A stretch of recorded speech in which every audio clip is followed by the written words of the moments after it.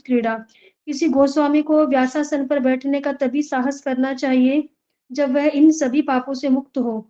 जो उपयुक्त पापों से रहित न हो और जो आचरण से निष्कलंक न हो, उसे व्यासासन पर न बैठाया जाए।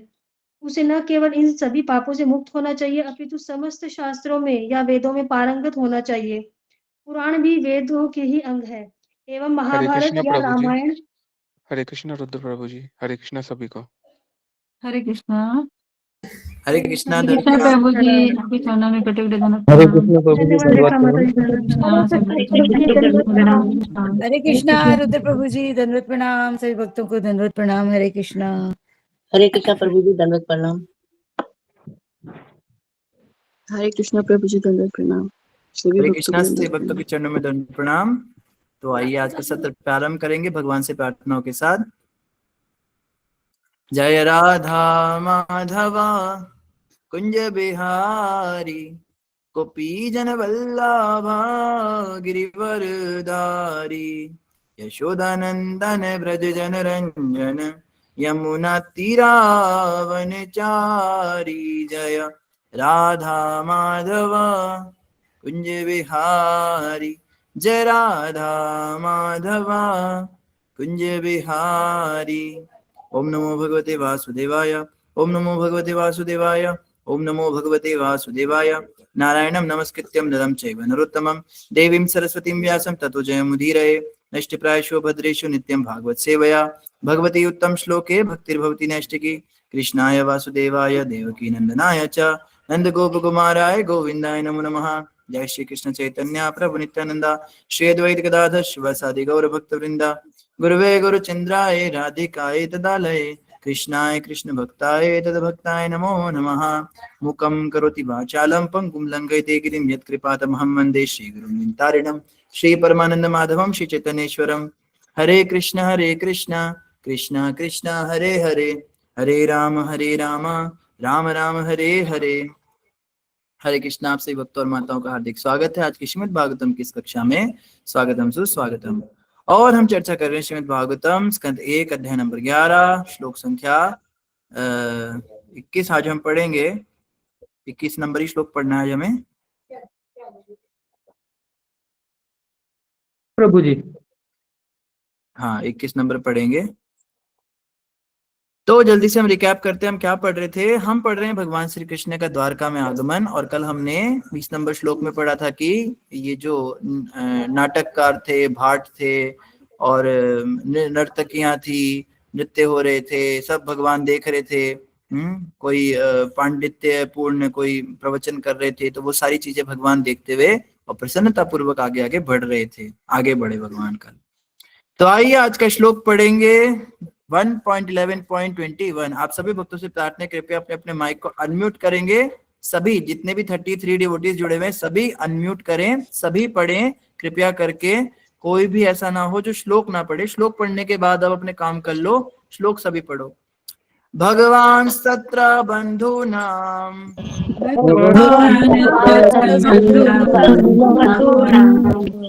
पौराणामनुवर्तिनाम्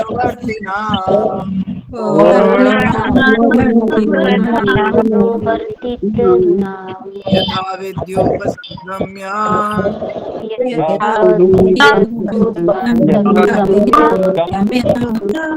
सर्वेषां मानमाददे।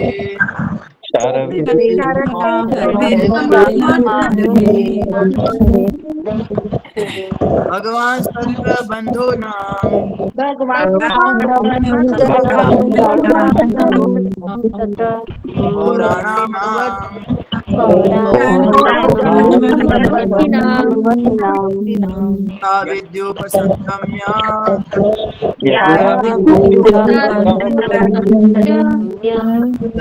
सर्वेषां मानमाददे।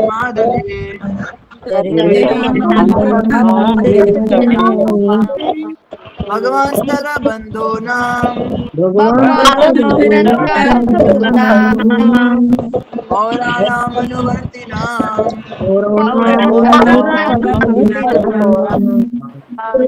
यथा विद्योपसंगम्य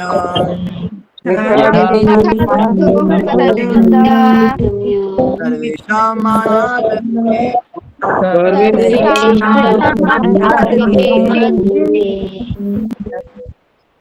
भक्तों का बहुत बहुत धन्यवाद। जो भक्त श्लोक पढ़ना चाहते हैं कृपया हैंड रेज करेंगे। सुधा माता जी। हरे कृष्णा प्रभु जी, दंडवत प्रणाम। सभी भक्तों को दंडवत प्रणाम। भगवांस्तत्र बंधूनां पौराणां नुवर्तितानां यथा विद्युपसंगमय सर्वेषां मानमाददे। हरे कृष्णा, दंडवत प्रणाम। धन्यवाद माता जी। मोतीलाल प्रभु जी पढ़ेंगे। हरे कृष्णा प्रभु जी, दंडवत प्रणाम। सभी भक्तों के चरणों में दंडवत प्रणाम। भगवान तत्र बंधु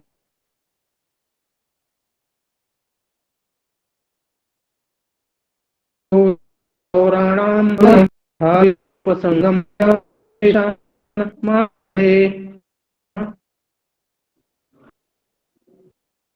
धन्यवाद प्रभु जी। रेखा माता जी पढ़ेंगे। जी हरे कृष्णा प्रभु जी, दंडवत प्रणाम। सभी भक्तों को दंडवत प्रणाम। भगवान तत्र बंधूनां पौराणाम अनुवर्तिनां यथा विद्युप संगम्य सर्वेषां मानमादधे। हरे कृष्णा प्रभु जी। धन्यवाद माता जी। सुप्रिया माता जी पढ़ेंगे। हरे कृष्ण प्रभु जी, दंडवत प्रणाम। भगवास्तत्र बंधूनां पौराणामनुवर्तिनां यथा विदुपि संगम्य सर्वेषां मानमाददे। धन्यवाद प्रभु जी। धन्यवाद माता जी। मंजू माता जी पढ़ेंगे। हरे कृष्ण प्रभु जी, दंडवत प्रणाम। सभी भक्तों को दंडवत प्रणाम। भगवान सत्र बंधूनां पौराण मनुवर्तिनां यथा विद्युपसंगमय सर्वेषां मान मादते। हरे कृष्ण। धन्यवाद। यामिनी माता जी पढ़ेंगे। हरे कृष्णा प्रभु जी, दंडवत प्रणाम। सभी भक्तों के चरणों में दंडवत प्रणाम। भगवान सत्र बंधूनां पौराणाम अनुवर्तिनां यथा विद्युपसंगम्य सर्वेषां मानमाददे। हरे कृष्ण प्रभु। धन्यवाद। दीपा माता जी पढ़ेंगे। हरे कृष्ण प्रभु जी, दंडवत प्रणाम। भगवान तत्र बंधूनां पौराणाम अनुवर्तिनां यथा विधि उपसंख्य में सर्वेषां माननम आधते। धन्यवाद माता जी। मीनाक्षी माता जी पढ़ेंगे। हरे कृष्ण प्रभु जी। भगवान तत्र बंधूनां पौराणाम अनुवर्तिनां यथा विद्युपसंगमय सर्वशां मानमाददे। हरे कृष्ण। धन्यवाद माता जी। कामिनी माता जी पढ़ेंगे। हरे कृष्णा प्रभु जी, दंडवत प्रणाम। हरे कृष्णा। भगवान तत्र बंधूनां पौराणाम अनुवर्तिनां यथा तत्र बंधु सर्वेषां मानम आदधे। हरे कृष्णा। धन्यवाद माता जी। सुधाकर प्रभु जी। हरे कृष्ण प्रभु, दंडवत प्रणाम। भगवान तत्र बंधूनां पौराणाम अनुवर्तिनां यथा विद्युपसंगम्य सर्वेषां मानमाददे। हरे कृष्ण प्रभु, दंडवत प्रणाम। धन्यवाद प्रभु जी। धर्मराज प्रभु जी पढ़ेंगे। हरे कृष्ण प्रभु जी, दंडवत प्रणाम। सभी दंडवत प्रणाम। भगवान तत्र बंधूनां पौराणाम अनुवर्तिनां यथा विधि उपसंगम्य सर्वोषां मानम आदते। हरे कृष्ण। धन्यवाद प्रभु जी। पद्मजा माता जी पढ़ेंगे। हरे कृष्णा प्रभु जी, दंडवत प्रणाम। भगवान तंत्र बंधूनां पौराणां मनुवर्तिनां यथा विद्युपसंगम सर्वेषां मानमाददे। हरे कृष्ण। हरि बोल। धन्यवाद। ठीक है, अपर्णा माता जी पढ़ेंगे। हरे कृष्ण प्रभु जी, दंडवत प्रणाम प्रभु जी। भगवान सत्र बंधूनां पौराणामनुवर्तिनां यथा विदुपसंगमय सर्वेषां मानमादते। हरे कृष्ण प्रभु जी। धन्यवाद। मनोरमा माता जी पढ़ेंगे। हरे कृष्णा प्रभु जी, धन्यवाद प्रणाम। सभी भक्तों को धन्यवाद। भगवान तत्र बंधूनां पौराणामनुवर्तिनां यथा विद्युपसंगम्य सर्वेषां मानमादधे। हरे कृष्ण प्रभु जी, धन्यवाद। धन्यवाद सभी भक्तों का, बहुत बहुत धन्यवाद। सभी ने बहुत अच्छा श्लोक पढ़ा। और आज का जो श्लोक है बड़ा ही सुंदर है। जैसा कि हमने पहले चर्चा की थी, भगवान श्री कृष्ण द्वारका में आ रहे हैं और द्वारका के निवासियों ने क्या किया, बहुत सुंदर भगवान कृष्ण ने तैयारियां की थी, डांस परफॉर्मेंस।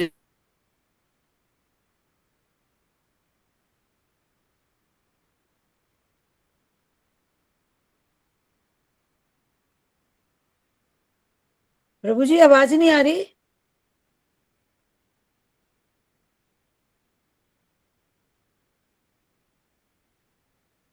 वाली हो गया, कितने बजे चला गया?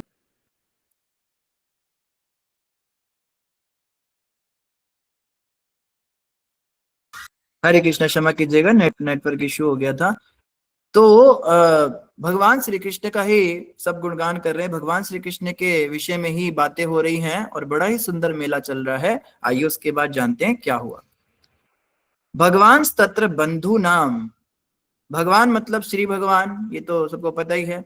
और तत्र भगवान, तत्र तत्र मतलब उस स्थान पर, यत्र तत्र सर्वत्र, तत्र का मतलब होता है वहां। तो वहां पर भगवान ने क्या किया, भगवान तत्र बंधु नाम, बंधुओं को मिले, अपने मित्रों के। पौराणाम, पौराणाम का मतलब यहाँ पे नागरिकों के लिखा है, पौराणाम। पीछे भी श्लोक में पौराण शब्द आया था, तो नागरिकों का की बात हो रही है यहाँ पे। अनुवर्ती नाम, अनुवर्ती नाम मतलब पीछे के श्लोक में भी आया था, स्वागत के लिए आए हुए लोगों का। तो भगवान ने उस स्थान पर अपने मित्रों के और नागरिकों के स्वागत के लिए आए लोगों का क्या किया, यथा विधि उपसंगम्य। यथा विधि मतलब जैसे विधि विधान से होना चाहिए, बिल्कुल यथा योग्य, उस प्रकार से विधि विधान से उपसंगम्य, उनके पास जाकर सर्वेशाम मानम आदधे, आदधे मतलब प्रदान किया। क्या, सर्वेशाम हर एक के लिए, मानम मान, मान सम्मान, मानम सम्मान तथा आदर प्रदान किया। कितनी बड़ी बात है, देखो भगवान मान सम्मान दे रहे, लेकिन हम नहीं देंगे। वैसे कोई भक्त बता रहा था, मान सम्मान एक ऐसी चीज है जो फ्री में आप किसी को दे सकते हो। कोई भी गिफ्ट किसी के लिए खरीदना हो तो पैसे लगते हैं, 5 रुपए 10 रुपए का तो सामान कम से कम आएगा, 50,000 20,000 का भी सामान लोग दे देते हैं। कोई कहे हम एक ऐसा गिफ्ट देना है, हमारा बजट तो 0 है, एक भी रुपया हमारा खर्च ना हो, लेकिन सामने वाला बहुत प्रसन्न हो जाए हमसे, तो क्या दे सकते हैं, मान दे सकते हैं, मान सम्मान दे सकते हैं, आदर दे सकते हैं, और सामने वाला बहुत प्रसन्न हो जाता है। कोई भी व्यक्ति मान सम्मान पसंद करता है, हमें भी अच्छा लगता है कोई हमारा मान सम्मान करे, कितने खुश हो जाते हैं हम। तो किसी को फ्री में खुश करने के लिए उसको मान सम्मान दिया जा सकता है, लेकिन हम इतने कंजूस होते हैं, ये नहीं देते किसी को, ये नहीं देंगे। बाकी तो घोड़ा गाड़ी बंगला सब दे देंगे, लेकिन मान नहीं देंगे, आदर नहीं देना। चैतन्य महाप्रभु का शिक्षा अमृत क्या सिखाता है, चैतन्य महाप्रभु का शिक्षा अष्टकम श्लोक नंबर 3, अमानी न मान देना कीर्तनीय सदा हरि। कीर्तन तो सदा हरि का वही कर सकता है जो दूसरों को मान देता है और बदले में कोई मान की इच्छा नहीं रखता। ऐसा ही व्यक्ति कीर्तन कर सकता है। चलना है कहीं, एक मिनट क्षमा कीजिएगा।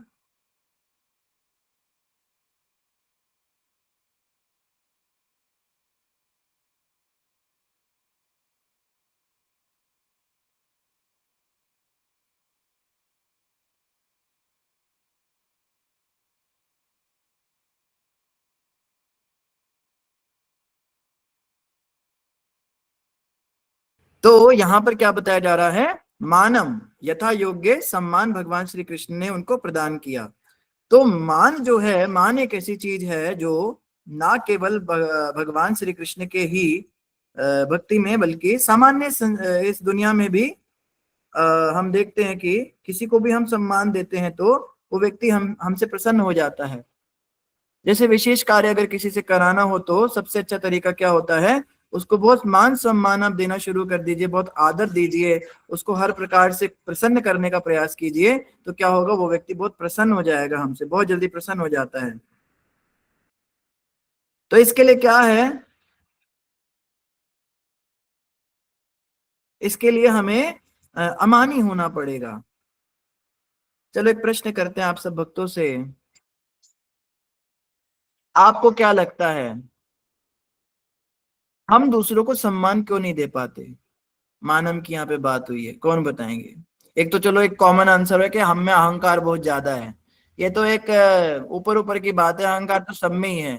मैं पूछना चाहता हूँ हम ऐसा क्यों नहीं कर पाते? हम किसी को सम्मान क्यों नहीं दे पाते? अहंकार तो हम में है ही, मगर हम अपनी दिनचर्या में एक ऐसी गलती कर रहे हैं, अपनी दिन सुबह से लेकर रात तक एक ऐसी गलती करते हैं, उस गलती के कारण हम किसी को मान सम्मान नहीं दे पाते। वो क्या गलती करते हैं हम? सुधा माता जी। हरे कृष्णा प्रभु जी, धन्यवाद प्रणाम। प्रभु जी मैं प्रयास करती हूँ, पता नहीं कितनी सफल होती हूँ उसमें। जैसे आपने अहंकार तो बता दिया, और हम लोगों के अंदर ईर्ष्या भी होती है दूसरों को देखकर कि उसके पास ज्यादा है, मेरे पास कम है, उसके बच्चे ज्यादा पढ़े लिखे, मेरे कम है, या जो भी है, जो सामान से, वस्तु से, लोगों की शिक्षा से, उसकी पद से, हम उनसे थोड़ा बहुत ईर्ष्या करते हैं। अपने रिश्तेदारों में भी करते हैं, हम लोग सगे भाई बहनों में भी हो जाता है प्रभु जी ये। तो हम इसलिए उनको ज्यादा मान सम्मान नहीं दे पाते। हमें लगता है हमें क्या है, वो करेगा, हम बड़े हैं, हम क्यों करें, वो छोटा है वो करे। तो ऐसी भी भावना आ जाती है मन में। तो प्रभु जी हो सकता है मैं ज्यादा अच्छे से नहीं समझा पा रही हूँ आपको। मतलब मेरा यही कहने का मतलब है कि ईर्ष्या भी एक इसमें मुख्य कारण है, और बड़े छोटे का भी लिहाज जैसे करना होता है वो नहीं हम लोग करते। आस पड़ोस में भी यही ऐसा व्यवहार चलता है। हरे कृष्ण प्रभु जी। धन्यवाद। तो हम किसी का मान क्यों नहीं कर पाते? हम एक ऐसी गलती करते हैं अपनी दिनचर्या में, उस गलती की वजह से हम किसी का मान नहीं कर पाते। प्रवीण शाही जी। हरे कृष्णा प्रभु जी, सादर प्रणाम। प्रभु जी जो मुझे समझ आया वो ये है कि हमारे में विनम्रता नहीं है, ज्ञान की कमी है। हम शास्त्रों को उस तरीके से ना तो रीड करते हैं, ना समझते हैं, ना अपनी लाइफ में उतारते हैं, इसलिए हमारे से ये गलती होती है। रवि माता जी आपने बहुत अच्छा आंसर दिया, लेकिन ये तो विरोधी बात हो गई ना। लोग तो कहते हैं ज्यादा शास्त्र पढ़ने से, ज्यादा ज्ञान आने से तो अहंकार बढ़ जाता है। फिर तो जो थोड़ा बहुत व्यक्ति पहले मान देता था, 4 शास्त्र पढ़ने के बाद तो वो किसी को देखना पसंद नहीं करता। जो कि हम व्यक्तिगत अनुभव से हम पाते हैं कि जब हम नए नए भक्ति में आते हैं, हमें कुछ पता नहीं होता तो हम सबका सम्मान करते हैं, लेकिन जब हम थोड़ा सा ज्ञान हो जाता है, गीता भागवत पता लग जाती है, फिर तो हम किसी के आगे बिल्कुल ही मान सम्मान करना बंद कर देते हैं। तो आप कैसे कह सकते हैं इस बात को कि शास्त्र पढ़ने से हमें सम्मान देने की भावना आती है? प्रभु जी जितने भी मैंने अपने सीनियर देखे हैं भक्ति में, वो मैंने विनम्र ही देखे हैं। मतलब जितने ज्यादा सीनियर होते जाते हैं, जैसे महाराज जी हुई या जो हमारे वैष्णव हैं, जितने भी, वो ज्यादा होते गए हैं। तो या तो हमने अच्छे से हमने पढ़ा नहीं या समझ नहीं पाए कि हम क्या हैं और हमें क्या करना है और हमें वापस जाना है। तो उस वो चीज को हम अच्छे से समझ नहीं पाए, इसलिए हमें वो विनम्रता हमारे में या हमारे जप में कहीं ना कहीं कमी है, तो हमारे में वो विनम्रता आ नहीं पा रही है। बहुत ही अच्छा उत्तर दिया माता जी आपने। इसके रिलेटेड भगवत गीता में एक श्लोक भी है, कोई बता सकता है कौन सा श्लोक है? श्लोक है विद्या विनय संपन्ने ब्राह्मणे गविहस्तिनी शुनि चैव शपाके च पंडिता समदर्शिना। विद्या विनय संपन्ने, विद्या से विनय आता है और ज्ञान से अहंकार आता है। ज्ञान में और विद्या में थोड़ा सा अंतर है। ज्ञान होता है सिर्फ आपको मतलब कोई स्टैटिस्टिक्स हमने लर्न कर लिए, हमको कोई तथ्य पता चल गए, फैक्ट्स लर्न कर लिए हमने, अच्छा ये होता है, ऐसा होता है, वैसा होता है, ये होता है ज्ञान। लेकिन विद्या ज्ञान नहीं होती, विद्या अलग होती है, क्योंकि ज्ञान से अहंकार आ जाता है, उसको लगता है मुझे बड़ा कुछ पता चल गया। विद्या का मतलब होता है आत्मनिरीक्षण, मतलब सेल्फ इंप्रूवमेंट। विद्या का मतलब होता है जब व्यक्ति अपने जीवन में, अपनी दिनचर्या में, अपने चरित्र में सुधार लाता है तो उसको विद्या कहते हैं। और ऐसा करने वाला व्यक्ति विनय संपन्न हो जाता है, क्योंकि उसको अपने में दोष दिखने लगते हैं। अच्छा मुझे यहाँ भी काम करना है, अच्छा मुझे इस पे भी काम करना है, अच्छा मेरे अंदर अहंकार भी है, अच्छा मेरे अंदर ईर्ष्या भी है। तो धीरे धीरे जैसे वो अपने पे काम करने लगता है, अपने दुर्गुणों को देखता है, तो वो क्या हो जाता है, विनय संपन्न हो जाता है। तो विनय से क्या आती है? विनय से भी एक कारण ये भी है, बहुत अच्छा बताया। तो एक पॉइंट हमारे सामने आया है, हम शास्त्रों को सिर्फ पढ़ते हैं, भागवत सत्र हम पढ़ रहे हैं, ठीक है, ज्यादातर हम कैसे पढ़ते हैं, मैं अपने लिए कहूंगा, मैं कैसे पढ़ता हूँ किताबों को, शास्त्रों को, मैं ऐसे पढ़ता हूँ कि अच्छा इसमें लिखा है जो भगवान के भक्त नहीं होते उनको यमदंड मिलता है, ये देखो मेरे आसपास इतने लोग रह रहे हैं, सब ये सबको यमदंड भुगतना पड़ेगा। ये हो गया ज्ञान, और इससे आ गया मुझे अहंकार, मैं तो बच जाऊंगा, इन बेचारों का क्या होगा। लेकिन विद्या क्या कहती है कि जो भक्ति नहीं करता उसको यमदंड मिलता है। अरे मुझे भक्ति अच्छे से कर लेनी चाहिए, नहीं तो मुझे यमदंड मिल जाएगा। मेरे अपने लिए हैं शास्त्र, किसी दूसरे को जज करने के लिए नहीं है। अगर कथा में कोई बात आ गई, प्रसाद को फेंकना नहीं चाहिए, अपराध लगता है, तो अब मैं क्या करूं, मैं दुनिया को देखता रहूं, अरे प्रभु जी ने तो कहा था प्रसाद नहीं फेंकना चाहिए, ये तो फेंक रही है, ये भी फेंक रहा है, मतलब ये लोग भक्त हैं ही नहीं। ये नहीं होता, ये बातें मेरे लिए कही गई है, मुझे अपराध लगेगा क्योंकि सामने वाले को अपराध नहीं लगेगा। कोई भी टॉपिक आप ले लीजिए, प्रभु जी आप कहते हो विनम्रता होनी चाहिए, इस माता में तो विनम्रता ही नहीं है, ये प्रभु तो ऐसे बात करते हैं, इनमें तो अहंकार ही बड़ा है। तो भाई दूसरों के लिए ये बातें नहीं है, हम कथा सुनते हैं अपने लिए। मैंने क्या ठेका ले रखा है इन सबको भगवत प्राप्ति कराने का? मैंने अपना ठेका ले रखा है, मुझे भगवान की प्राप्ति करनी है, मुझे अपना सुधार करना है। तो जो भी बातें प्रभुपाद जी जैसे तात्पर्य में भी बताएंगे, ठीक है, तो आसुरी वृत्ति क्या होती है, ये सारी बातें जो है मेरे लिए हैं, इसको मुझे अपने ऊपर अप्लाई करना है। और अगर ये दूसरा व्यक्ति गलती कर रहा है तो ये भगवान कृष्ण लीला कर रहे हैं मेरे साथ में कि देखो ये गलती करने से इसको क्या परिणाम मिला, तुम ये मत करना। ये भगवान मुझे सीख देने के लिए इस भक्त से करवा रहे हैं, ये बुरा नहीं है, ये मुझे सीख देने के लिए आया है। ऐसे बेनिफिट ऑफ डाउट देना चाहिए, नहीं तो ये सोचना चाहिए कुछ इसकी परिस्थिति रही होगी इस वजह से ऐसा व्यवहार कर रहा है। मान लो कोई यहाँ पे बहुत चिल्ला गया, बहुत गुस्सा कर गया, बहुत आपको गाली गलौज कर गया, तो ये सोचना चाहिए कि इसके दिमाग में कोई टेंशन होगी, कोई इसको परेशान कर रहा होगा, इसको कोई परेशानी होगी, किसी ने इसको तंग किया होगा तो इसने मेरे साथ ऐसा कर दिया। उसको बेनिफिट ऑफ डाउट देना चाहिए, कोई बात नहीं, उसका कुछ कारण रहा होगा या मैंने कुछ गलती कर दी होगी इसलिए इसने बोल दिया, इसका मन डिस्टर्ब होगा। आजकल वैसे सभी लोगों का मन बहुत डिस्टर्ब होता है। डिस्टर्ब व्यक्ति क्या करता है, दूसरों को भी डिस्टर्ब कर देता है। तो जिसका मन शांत नहीं है वो इसी प्रकार के व्यवहार करता है, तो इसमें मुझे कोई ज्यादा इशू बनाने की जरूरत नहीं है इसका, ये सोच के उनको बेनिफिट ऑफ डाउट देना है। कोई व्यक्ति कामी है, बहुत ज्यादा स्त्रियों में या बहुत ज्यादा पुरुषों में उसकी रति है, तो बेनिफिट ऑफ डाउट देना चाहिए, अरे इस बेचारे की जो अपब्रिंगिंग हुई है, इसकी जो परवरिश हुई है वो ऐसे समाज में हुई होगी जहां पर इन चीजों को गलत नहीं माना जाता होगा, इसलिए हो सकता है इतने ओवर फ्रैंक नेचर के हैं ये सोच के उनको बेनिफिट ऑफ डाउट देना है। लेकिन मुझसे अगर ये गलतियां हो रही हैं तो मुझे खुद पे ये चीजें अप्लाई करनी है कि मुझे भगवान के यमदूत जो हैं दंड देंगे, मुझे नहीं छोड़ेंगे, इनको तो छोड़ देंगे क्योंकि इनका जेन्युइन रीजन हो सकता है, बट मेरा जेन्युइन रीजन तो नहीं है। तो ये होती है विद्या। तो शास्त्रों को हम इस तरह से पढ़ना है, यहाँ पे हम गलती कर रहे हैं, इस कारण से हम किसी को मान नहीं दे पाते। मान वो व्यक्ति दे सकता है जो दूसरे को अपने से बड़ा समझे, सीधी सी बात है। सम्मान बड़ों का होता है, छोटों का सम्मान नहीं होता, छोटों को प्यार किया जाता है, सम्मान सिर्फ बड़ों का होता है। जब हम किसी को अपने से बड़ा समझेंगे नहीं तो सम्मान दे कैसे पाएंगे। यहाँ पे कुछ जो है सुधा माता का पॉइंट भी आता है कि बड़े छोटे का लिहाज, ठीक है, अब लिहाज तब करे जो कोई बड़ा हमसे लगे, हम तो कहते हैं हम ही सबसे बड़े हैं, बाकी तो सब छोटे हैं। ये जितने लोग हैं ये तो कुछ जानते ही नहीं। प्रभु जी ये जो ज्ञान है मतलब अपने पर लागू करना जैसे, हाँ अपने पे लागू करना है, बिल्कुल सही पकड़े आप।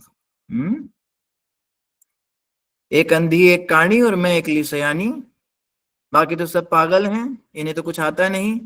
ये तो आडंबर करते हैं, ये तो दिखावे करते हैं। अच्छा जो ज्यादा भक्ति करता है हमसे वो दिखावा करता है, वो भी नीचे ही है हमसे हैं, और जो कम भक्ति करता है हमसे वो तो है ही नीचे, वो भी उसको वो तो माला ही नहीं करता, उससे ज्यादा तो हम ही करते हैं। मतलब कोई हमसे नीचे है तो वो तो नीचे है ही, और जो हमसे ऊपर है वो दिखावे कर रहा है तो वो भी नीचे ही है। तो ले दे के हम ही सबसे ऊपर है, मैं ही सबसे सयानी। तो खुद को जो बड़ा मानेगा वो कभी किसी का मान दे ही नहीं पाएगा। अब प्रश्न उठता है भगवान कैसे मान दे रहे हैं, यहाँ पे मानम आदधे, भगवान मान दे रहे हैं, सबका सम्मान कर रहे हैं, आदर कर रहे हैं, तो क्या भगवान उनको अपने से बड़ा मानते हैं क्या? भगवान अपना मानते हैं। अपनों को तो प्यार किया जाता है, सम्मान तो बड़ों का होता है। आदर सम्मान वहां होता है जहाँ पे फॉर्मेलिटी होती है, जहाँ पे थोड़ा औपचारिकताएं होती हैं, जहाँ पे प्रेम होता है। अब आप देखेंगे भगवान ग्वालिनों को तो मान नहीं देते थे, गोपियों को तो गाली देकर भाग जाते थे, उनकी मटकी तोड़ देते थे।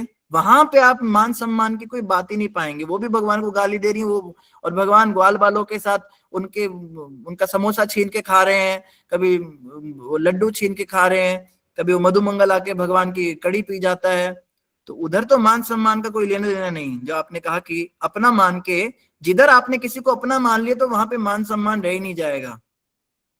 तो मान सम्मान के लिए किसी को अपने से बड़ा मानना पड़ता है। तो भगवान क्या इन लोगों को अपने से बड़ा मानते हैं क्या? शुद्ध भक्त मानते हैं शायद भगवान जी। भगवान इनको अपना शुद्ध भक्त मानते हैं। तो भक्त का मतलब तो होता है मैं ठाकुर और ये मेरा पुजारी, ये तो मेरा भक्त है, तो मेरा शिष्य है, चेला है, मेरा दास है, मेरा सेवक है, मेरा नौकर है, मेरा सर्वेंट है। तो नीचे हुआ ना, नीचे वाले को कौन मान देता है? या तो इसलिए मान देना पड़ता है कि जिससे कोई उम्मीद हो, कोई आशा, जिससे कोई उम्मीद हो, आशा हो कुछ। हाँ, यही पॉइंट पे मैं आ रहा था। ये तो तब दिया जाता है कि ये दीदी ने आना बंद कर देना, इस दीदी से अच्छे से बात करनी पड़ेगी, कल से काम करना बंद कर देगी। ये तो मजबूरी वाला मान सम्मान हो गया कि मुझे कुछ आशा है इस नीचे वाले से, अगर मैंने इसको मान सम्मान नहीं दिया तो मेरी आशा कैसे पूरी होगी, मेरे बर्तन कैसे धुलेंगे। वो तो सकाम हो गया ना। तो भगवान कृष्ण क्या ये चाहते हैं, मेरे भक्त लोग मेरी भक्ति करते रहे, मेरा पूजा बंद हो जाएगी अगर इनको सम्मान नहीं दिया तो। हरे कृष्णा प्रभु, ये तो काम निकालना हो गया ना। क्या कह रहे माता जी? बोल रही हूँ मैं कि ये तो काम निकालना हो गया ना, मेड से जो काम हाँ, करवाए ये तो काम निकालना, ये कोई असली सम्मान थोड़ा है। तो भगवान कैसे सम्मान दे पा रहे हैं? मानम का मतलब सम्मान प्रदान कर रहे। आदधे प्रश्न मैंने ये सिंपल सा पूछा है, भगवान कैसे सम्मान दे पा रहे? सम्मान तो बड़ों को दिया जाता है। प्रभु जी यहाँ पे वो यथा योग्य सम्मान दे रहे हैं कि जो जैसा योग्य है उसके अनुसार। और सेकेंडली भगवान जो है वो मनुष्य रूप में जो है यहाँ पे एक तरह से एक्टिंग कर रहे हैं, तो उनको उसके अनुरूप कार्य जो करेंगे ही वो। जैसे उन्होंने कहा है कि सभी मेरा अनुसरण करेंगे, तो वो इसलिए जो है जो जैसा है उसके, हाँ उसके योग्य, जैसे कि जो बराबर वाले हैं उनको उसके हिसाब से, जो बड़े हैं उनको उनके हिसाब से, इस तरह से वो सम्मान दे रहे हैं। तो एक उत्तर हमारे पास ये आया कि भगवान देख के सम्मान कर रहे हैं कि इसको कितना सम्मान देना है, पर सम्मान तो सभी का कर रहे हैं। तो सम्मान देने के लिए ऐसा है प्रभु जी, जब अगर सामने वाला किसी का सम्मान करता है तो उसका प्रत्युत्तर में सम्मान देना पड़ता है। हाँ, ये भी एक बड़ी अच्छी बात बताई। ये भगवान किसी का ऋण नहीं रखते अपने पास।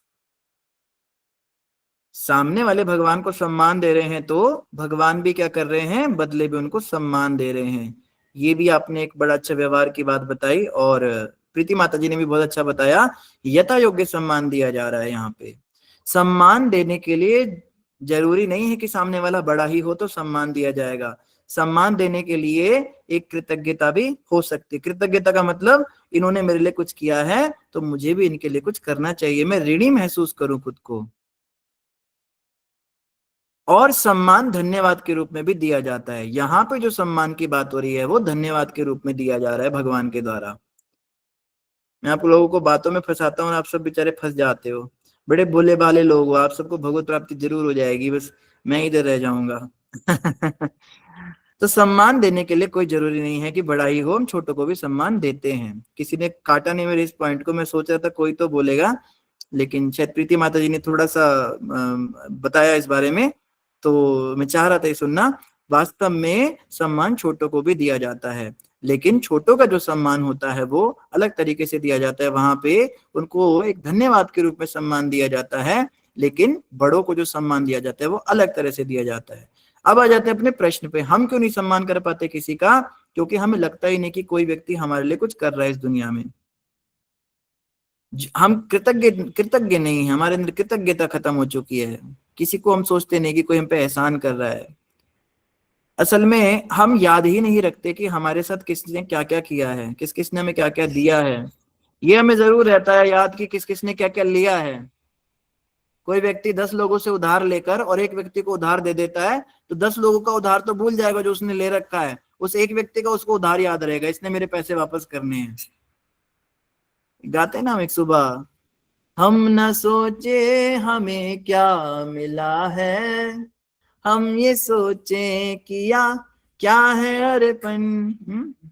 हम ये क्यों सोचे कि हमें क्या मिला है, हम तो ये सोचे हमने क्या दिया किसी को, है ना। तो मानम, यहाँ पे सम्मान की बात चली। सम्मान वही व्यक्ति दूसरों को दे सकता है जो इस बात को याद रखे कि सामने वाले ने मुझे क्या क्या दिया है, इसकी वजह से आज मुझे क्या क्या मिला है। लेकिन जनरली क्या होता है, हमें जैसे भी कोई व्यक्ति हमारे सामने आता है तो हमें वही चीजें याद आती है, इसने मेरे से क्या क्या लिया है, इसने किस तरह से मेरा अपमान किया है, कब कब हमारे झगड़े हुए हैं, इसकी वजह से, मतलब ऑटोमेटिकली होता है, हमें सोचना नहीं पड़ता। जैसे कोई व्यक्ति मेरे सामने आ जाता है, उसका चेहरा देखते मुझे याद आता है इसने कब कब मुझे परेशान किया, कब कब मुझे सताया है, तो उसका सम्मान मैं कैसे कर सकता हूँ। सम्मान करने के लिए तो ऐसी भावना होनी चाहिए कि चेहरा देखते मुझे याद है, अरे इन्होंने तो बड़ी कृपा की मेरे ऊपर, है ना। तो भगवान श्री कृष्ण का एक स्वभाव है कि भगवान श्री कृष्ण ये याद नहीं रखते कि किस व्यक्ति ने उनके नाम नहीं जपे, किस व्यक्ति ने अपराध किया, किस व्यक्ति ने नियम तोड़े हैं। भगवान कृष्ण को जब भी किसी को देखते हैं, भगवान की दृष्टि ऐसी है, उन्हें यही दिखता है कि इसने कितनी भक्ति की है, इसने किया क्या है, अच्छा क्या किया है। इसलिए भगवान श्री कृष्ण का एक गुण है अदोषदर्शी। अदोषदर्शी का मतलब होता है जो किसी के दोष नहीं देखता, वो व्यक्ति गुण ही देखता है। और वैष्णव भी कैसे होते हैं, अदोषदर्शी। इसीलिए वैष्णव दूसरों का सम्मान कर पाते हैं। तो जो किसी, अब देखो मान लो फॉर एग्जाम्पल मैं हूं, ठीक है, यहाँ पे मेरे सामने रंजना माता जी हैं, ठीक है, रंजना माता जी ने जो है मुझसे बहुत प्रेम से बात करी, ठीक है, और मेरे को भक्ति में आगे बढ़ाने में मदद की। लेकिन एक दिन क्या हुआ, रंजना माता जी से मेरा थोड़ा झगड़ा हो गया, किसी बात पे हमारा विवाद हो गया और माता जी ने मुझे थोड़ा सुना दिया। अब क्या होगा, जो इन्होंने मुझसे 6-7 दिन अच्छे से बात करी वो मुझे बिल्कुल याद नहीं रहेगा, लेकिन एक दिन जो इन्होंने खराब बात करी उसको याद कर करके मैं कहूंगा ये तो माता अच्छी नहीं है, और अगले दिन ये मुझे हरे कृष्णा बोलेगी और मैं कहूंगा हाँ ठीक है, मैं हरे कृष्णा का जवाब भी ठीक से नहीं दूंगा। माता सोचेगी इनको क्या हो गया। तो अब क्या है, मैं वैष्णव कैसे हो गया, ये तो सामान्य लोगों का व्यवहार है, सामान्य दुनिया के लोग यही करते हैं। उनके लिए आप लाख हजारों अच्छी चीजें कर दो, उसको वो याद नहीं रखते, एक गलती आपसे कहीं हो जाए उसको वो सुना सुना के मार देंगे।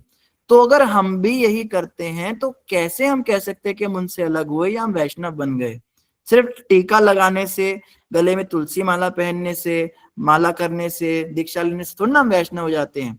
वैष्णव का मतलब होता है जो बाहर दुनिया चल रही है उनसे हम कुछ अलग, कुछ हटके करें, दिखाई दे वो हमारे व्यवहार में। तो ये एक चीज ऐसी है जिसको देखकर हम कह सकते हैं कि हाँ ये व्यक्ति वैष्णव है और ये व्यक्ति अवैष्णव है।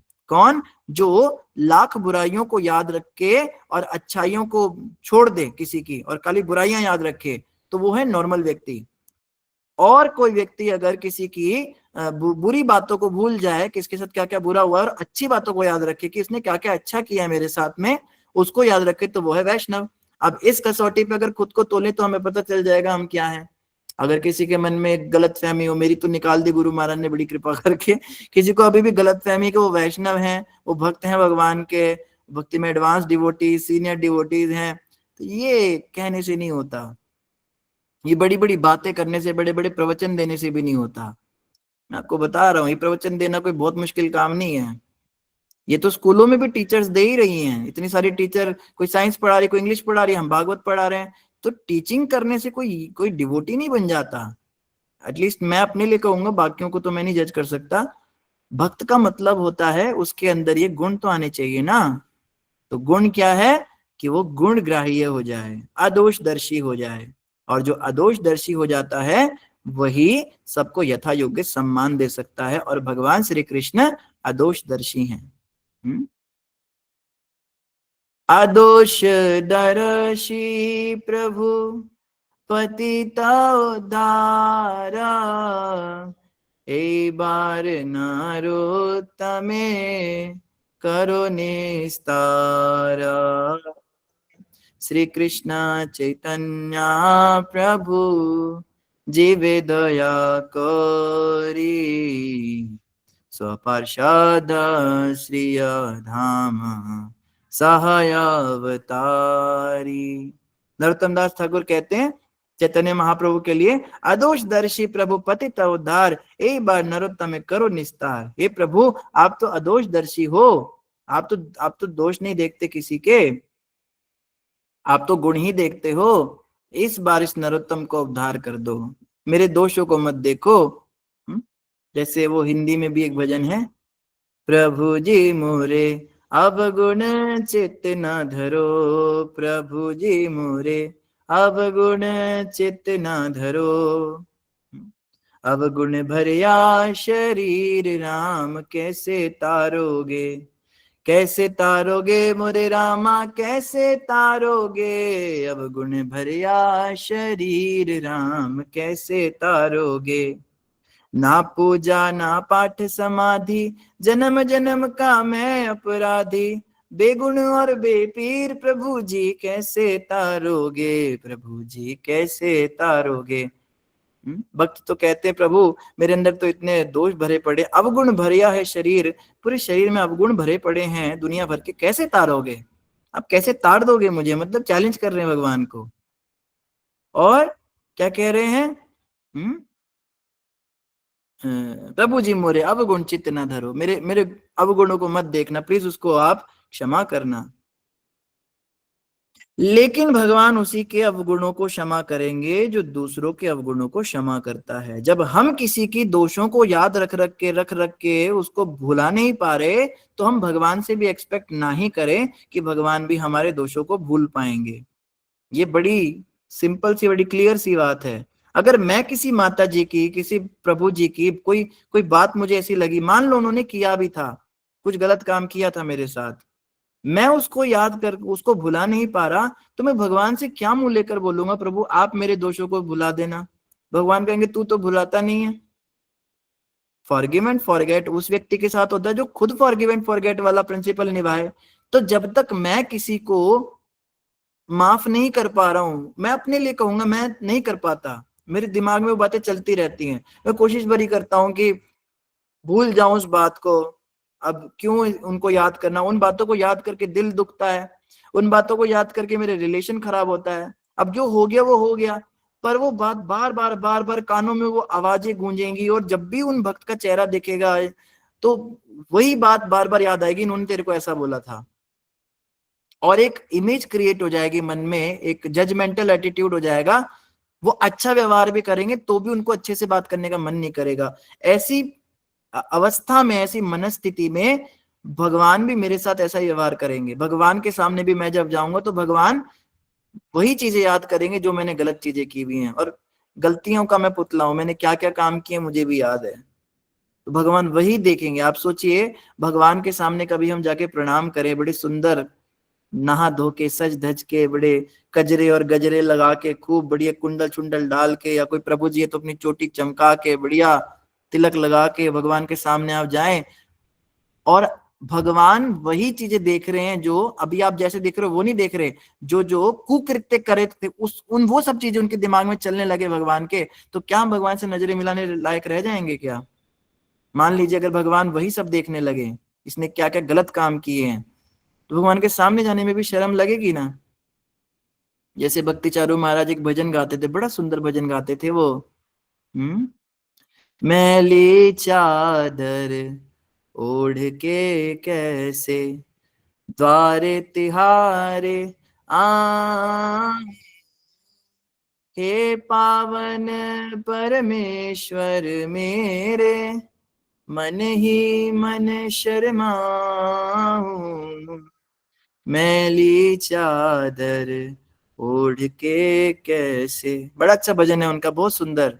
वो बताते इसमें कि तुमने तो मुझे भेजा था निर्मल देकर काया, पर मैंने विषय भोग करके इस पर दाग लगाया, मैंने अपनी चादर को मैला कर दिया। आपने तो मुझे बड़ी सुंदर चादर दी थी प्रभु, अब ये गंदी चादर लेकर मैं आपके सामने कैसे आऊं, मुझे तो शर्म लगती है।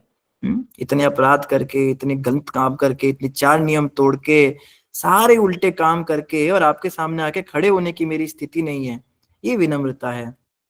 लेकिन भगवान ऐसे नहीं है। आप सबके लिए खुशखबरी है, मेरे लिए भी खुशखबरी है, हम सबके लिए, कि भगवान ऐसे नहीं है। भगवान के सामने जब हम जाते हैं तो वो हमारे दोषों का चिंतन नहीं करते। भगवान ये देखते हैं कि चलो भक्ति में लगा है, इसका भी उद्धार करो। भगवान बहुत दयालु हैं। लेकिन भगवान अगर दयालु हैं तो हमें भी भगवान का भक्त होने के लिए वैसा ही दयालु बनना पड़ेगा। भक्तों को क्षमा करना सीखना पड़ेगा। सामान्य लोगों को भी क्षमा करना तो सीखना पड़ेगा। खुद को क्षमा करना सीखना पड़ेगा। कई लोग खुद को ही क्षमा नहीं कर पाते। हम अपनी कोई बात लेकर बैठ जाते, मेरे मुंह से निकल कैसे गया, ये कैसे निकल गया, और उस बात को लेके और डिप्रेशन में चले जाएंगे। प्रभु जी मुझसे ये नियम टूट कैसे गया, मैं तो बहुत महान समझता था खुद को, हो कैसे गया, और वो खुद को ही क्षमा नहीं कर पाते। गलती हो जाती है। जब दूसरों को भी क्षमा करते तो खुद को भी क्षमा करना चाहिए कभी कभी। इन बातों को लेकर डिप्रेशन में चले जाना और उसके बारे में सोचते रहना, कॉन्टेम्पलेशन करना, उस पर ओवर थिंकिंग करना, ज्यादातर ओवर थिंकिंग उन्हीं लोगों को होती है जो खुद को क्षमा नहीं कर पाते, छोटी छोटी बातों को लेकर बैठ जाते हैं और दूसरों को क्षमा नहीं कर पाते। तो क्षमाशीलता जो है ये भी मान सम्मान देने में बहुत काम आएगी। अगर कोई व्यक्ति किसी को क्षमा कर देगा तो मान देना बहुत आसान हो जाएगा। हम ऐसे व्यक्ति का मान सम्मान नहीं कर सकते जिसको हम मन में अपराधी मानते, जिसको हम क्षमा नहीं कर पा रहे।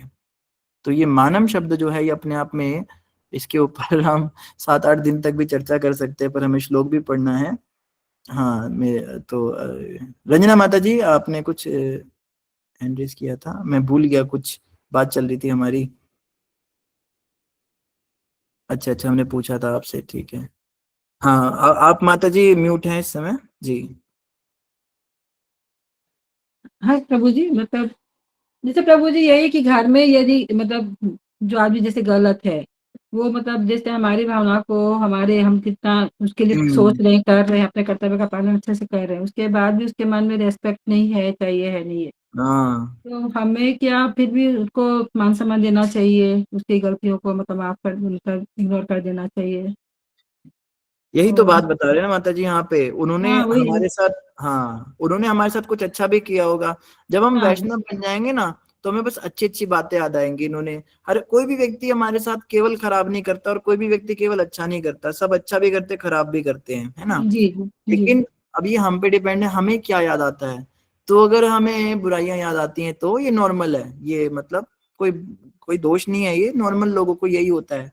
लेकिन अगर हमें भक्ति में आगे बढ़ना है या हम भक्ति में आगे बढ़ रहे हैं तो हमारे साथ ऐसा होना शुरू हो जाएगा कि हमें अच्छी बातें याद आने लगेंगी, बुरी चीजें कम होने लगेंगी और अच्छी चीजें बढ़ने लगेंगी। तो ये भक्ति में आगे बढ़ने का लक्षण है। प्रभु जी एक बार क्वेश्चन भक्ति में आने के बाद प्रभु जी वो चेंजिंग आता है प्रभु जी, भक्ति में आने के बाद आते हैं ना, बहुत आते हैं। और फिर फिर हम हर किसी को भगवान के रूप में, भगवान के अंश के रूप में देखते हैं। और भौतिक जगत में आप देखेंगे ना, जैसे भौतिक जगत में ऑफिस के लोग होते हैं या ये चाची ताई होती हैं या आपस में स्त्रियां होती है, पुरुष होते हैं, ये भाई होते हैं आपस में, या कोई मतलब कहीं पे भी आप देखेंगे व्यवहार में कोई 2 दुकानें अगल बगल में है तो वो लोग ऐसे ही चलते हैं। वो जब एक दूसरे से मिलते हैं तो उन्हें एक दूसरे की सिर्फ बुराइयां ही नजर आती हैं, लेकिन व्यवहार है तो मुंह पे मीठे बनते हैं, पर अंदर ही अंदर सोचते हैं ये तो दुनिया का सबसे बुरा व्यक्ति जिसके साथ मैं बात कर रहा हूँ।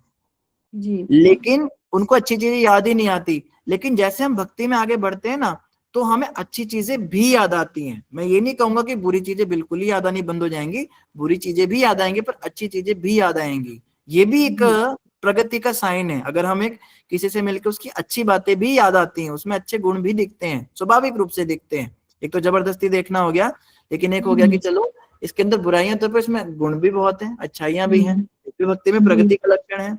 लेकिन और ज्यादा प्रगति कब हो जाएगी? जब सिर्फ अच्छा याद रहेगी, इसमें क्या क्या अच्छा है, बुराइयां दिखनी बंद हो जाएंगी। तो वो तो खैर बहुत आगे की स्तर की बात है। तो बिल्कुल माता जी ऐसा होगा। बहुत बहुत धन्यवाद आपका। हरे कृष्ण। आपके चरण। हाँ सुमित प्रभु जी कुछ बोल रहे थे आप? प्रभु जी मैंने क्वेश्चन पूछना था। मान लो मैं तो जैसे नॉन वेज नहीं खाता और मेरा फ्रेंड खाता है नॉन वेज, तो फिर मतलब उसको पाप नहीं लगेगा? क्योंकि उसकी लाइफ ही मतलब अगर वो नॉन वेज नहीं खाएगा तो मान लो वो सरवाइव ही नहीं कर पाएगा, क्योंकि वो आपका इतना फ्रेंड मतलब मान आपका लो, फ्रेंड शेर है क्या? वही तो कह रहे हूँ प्रभु जी, जैसे वो मान लो अच्छा वो शेर नरम है। दिल का है, अगर वो नॉनवेज नहीं खाएगा तो वो दुनिया के साथ सरवाइव भी नहीं कर पाएगा। वो तो मतलब उसको ही दुनिया खा जाएगी। तो ये भी एक मतलब है ना अगर कि अगर वो नॉनवेज नहीं खाएगा तो वो गरम दिल का हो जाएगा। हाँ, मतलब दुनिया का मतलब सरवाइव तो कर पाएगा ना फिर। मानना पड़ेगा, ये बात तो ये भी सच है। एक टॉपिक आती है ना प्रभु जी। बिल्कुल बिल्कुल बिल्कुल, आप ऐसा सोच सकते हैं। और तभी तो नरम मैं दिल रखने उसका के लिए उसको सम्मान कर नरम मांस पाऊंगा, खाना पड़ेगा। तभी तो मैं उसका सम्मान करूंगा कि मतलब वो नॉनवेज खाता है, चलो कोई ना, मतलब इसलिए इसके सरवाइव के लिए जरूरी है मतलब। सर्वाइवल के लिए जरूरी है, बिल्कुल ये मान ठीक सकते है हैं हम। प्रभु जी। बस हाँ यही पूछा, मैं लेफ्ट करना था इसलिए मैं जल्दी कोई पकड़ा। बात नहीं, हरे कोई कृष्ण बात प्रभु। नहीं जी। हाँ शेर चीतों के लिए हम ऐसा सोच सकते हैं, कोई दिक्कत नहीं है, वो बेचारे मर जाएंगे अगर वो मांस नहीं खाएंगे तो। हाँ कोमलप्रीत माता जी, हरे कृष्ण कोमल माता जी। प्रभु जी, सुमित कुमार जी का प्रश्न समझ नहीं आया मुझे तो बिल्कुल, कि वो सरवाइव कैसे नहीं करेगा, नॉनवेज नहीं खाएगा तो। कुछ चीजें माता जी समझने की कोशिश नहीं करनी चाहिए, नहीं तो हम जो समझ पा रहे हैं वो भी समझना बंद हो जाएंगे। सही बोल रहे हो। ठीक है आगे चलते हैं। वो भोले भगत है बेचारे, भोले भाले लोगों की बातें ऐसी थोड़ी सी होती हैं, भोली वाली सी।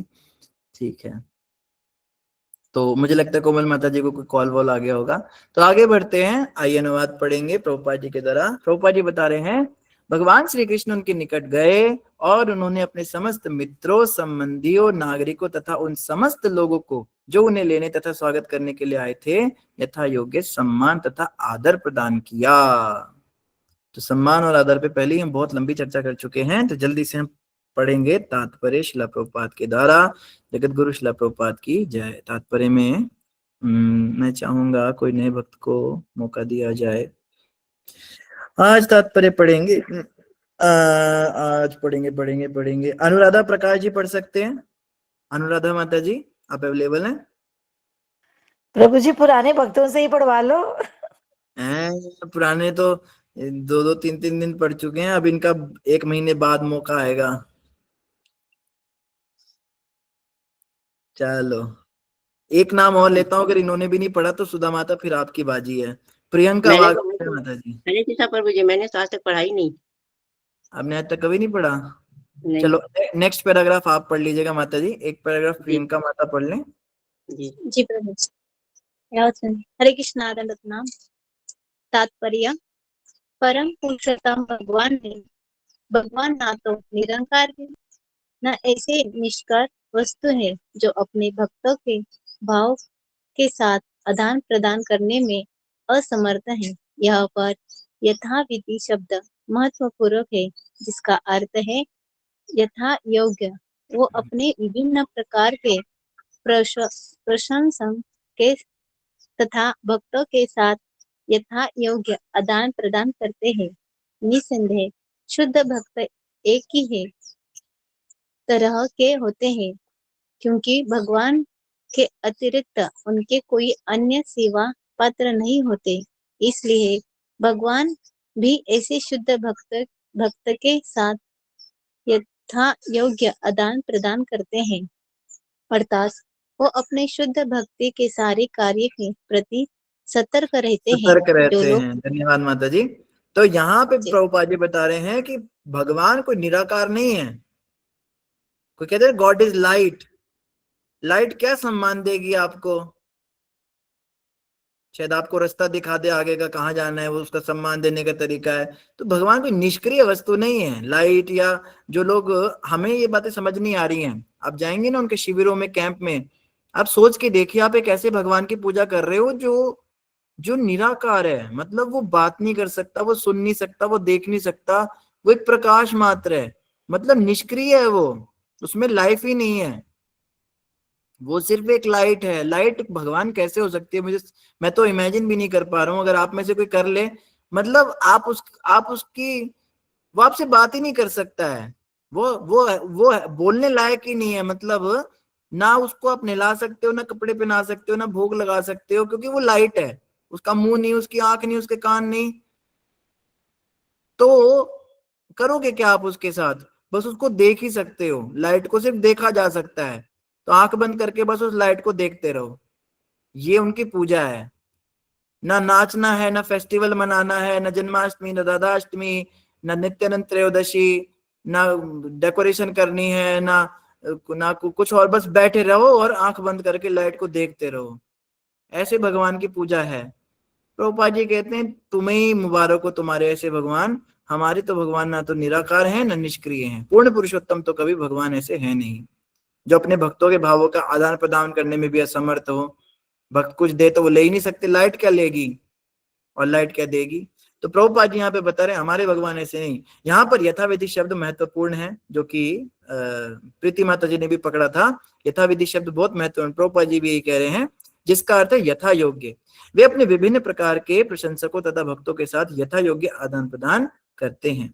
निसंदेह शुद्ध भक्त एक ही तरह के होते हैं। अच्छा, अब ये भी प्रश्न उठता है, यथा योग्य का मतलब हुआ किसी को ज्यादा दे रहे हैं, किसी को कम दे रहे हैं, यही तो मतलब हुआ। किसी को कम सम्मान दे रहे हैं, किसी को ज्यादा सम्मान दे रहे हैं। तो यहां से सवाल उठता है, क्या कोई भगवान का बड़ा भक्त है तो उसको ज्यादा सम्मान मिल रहा है, और कोई छोटा भक्त है तो उसको कम सम्मान मिल रहा है? तो भक्ति में भी बड़े छोटे होते हैं क्या? प्रभुपाद कहते हैं निसंदेह शुद्ध भक्त तो एक ही तरह के होते हैं, सब शुद्ध भक्त एक जैसे ही होते हैं। ये नहीं कि जो दास्य रस में है उसको भगवान थोड़ा कम सम्मान देते हैं, और जो माधुर्य रस में है उसको भगवान पूरा सम्मान देते हैं। तो दोनों ही शुद्ध भक्त है भगवान के, तो भक्तों में ही भेदभाव हो गया। यथा योग्य शब्द वास्तव में देखा जाए तो भगवान को भेदभाव करने वाला भी बता रहा है एक तरह से, कि भगवान की नजरों में भेद है, एक नजर से सबको नहीं देखते। कोई व्यक्ति आरोप कर सकता है भगवान पे, यथा योग्य क्या होता है? ये किसी को ज्यादा दे रहे हो, किसी को कम दे रहे हो, तो आप जो है आप तो पार्शियल हो। ये तो संसारिक लोगों के काम है, योग्यता देखकर उनके साथ बातचीत करना। शुद्ध भक्त तो सब एक जैसे होने चाहिए। तो प्रभुपाद जी इसका भी समाधान कर रहे हैं कि शुद्ध भक्त तो एक ही तरह के होते हैं, क्योंकि भगवान के अतिरिक्त उनका कोई अन्य सेवा पात्र नहीं होता। भगवान कृष्ण के अलावा किसी की सेवा करते नहीं। समर्पण तो पूरा है, सभी का पूरा है, छोटे वाले का भी पूरा है, बड़े वाले का भी पूरा है। इसीलिए भगवान भी ऐसे शुद्ध भक्तों के साथ यथा योग्य आदान प्रदान करते हैं, अर्थात वे अपने शुद्ध भक्तों के सारे कार्यों के प्रति सतर्क रहते हैं। तो प्रभुपाद जी यहाँ पे बता रहे हैं शुद्ध भक्त जो होता है वो जितना वो भगवान के कार्यों में लगा होता है, तो उन कार्यों के प्रति भगवान सतर्क रहते हैं। अर्थात जो ज्यादा सेवा में लगा हुआ है उसको उस हिसाब से सम्मान देना पड़ेगा। शुद्ध भक्त सब एक जैसे हैं, पर कह लीजिए कि सेवा करने की क्षमता सब में अलग अलग होती है। उसके अनुसार जैसे जो बड़ा गिफ्ट देता है उसको थैंक यू बोलना पड़ता है, और जो छोटा सा गिफ्ट लाके दे उसको थैंक यू। तो थैंक यू तो वो भी है, थैंक यू ये भी है, लेकिन वही कह लीजिए कि बड़ा गिफ्ट है तो थोड़ा सा उसको भी कुछ एक्स्ट्रा तो मिलना चाहिए, नहीं तो छोटे बड़े में अंतर ही क्या रह जाएगा। तो इस वजह से ये बात लिखी है यथा योग्य। और अर्थात वे क्या करते हैं, वे अपने शुद्ध भक्तों के सारे कार्यों के प्रति सतर्क रहते हैं। भगवान सतर्क रहते हैं। जी मंजू माता जी यहां से पढ़ेंगे, जो लोग उन्हें निराकार कहते हैं। 3 ही लाइन है, क्षमा कीजिएगा, पर चलिए पढ़ लीजिए। मंजू प्रसाद माता जी, ठीक है। सुधा माता जी पढ़िए। नहीं पढ़ रही हूँ प्रभु जी, हरे कृष्णा। अच्छा आ गए माता जी। हाँ जी, जो लोग उन्हें निराकार कहते हैं भगवान भी उनके प्रति कोई व्यक्तित्व नहीं रुचि नहीं दिखाते। जो लोग उन्हें निराकार कहते हैं भगवान भी उनके प्रति कोई व्यक्तिगत रुचि नहीं दिखाते। वे प्रत्येक व्यक्ति को उनकी आध्यात्मिक चेतना के विकास के रूप में पसंद करते हैं, और ऐसे आदान प्रदान का नमूना क्या है यहाँ पर विभिन्न, उसके बाद नहीं दिख रहा है, विभिन्न स्वागत करने वालों के द्वारा प्रस्तुत किया गया है। धन्यवाद माता जी। तो यहाँ पे बताया जा रहा है, हाँ धन्यवाद माता जी। तो यहाँ पे बताया जा रहा है भगवान को भी जो निराकार समझते हैं, भगवान भी उनको फिर निराकार ही कर देते हैं। मैं निराकार तो तू भी फिर निराकार ही रहे। कैसे? भगवान उनके प्रति कोई व्यक्तिगत रुचि नहीं दिखाते।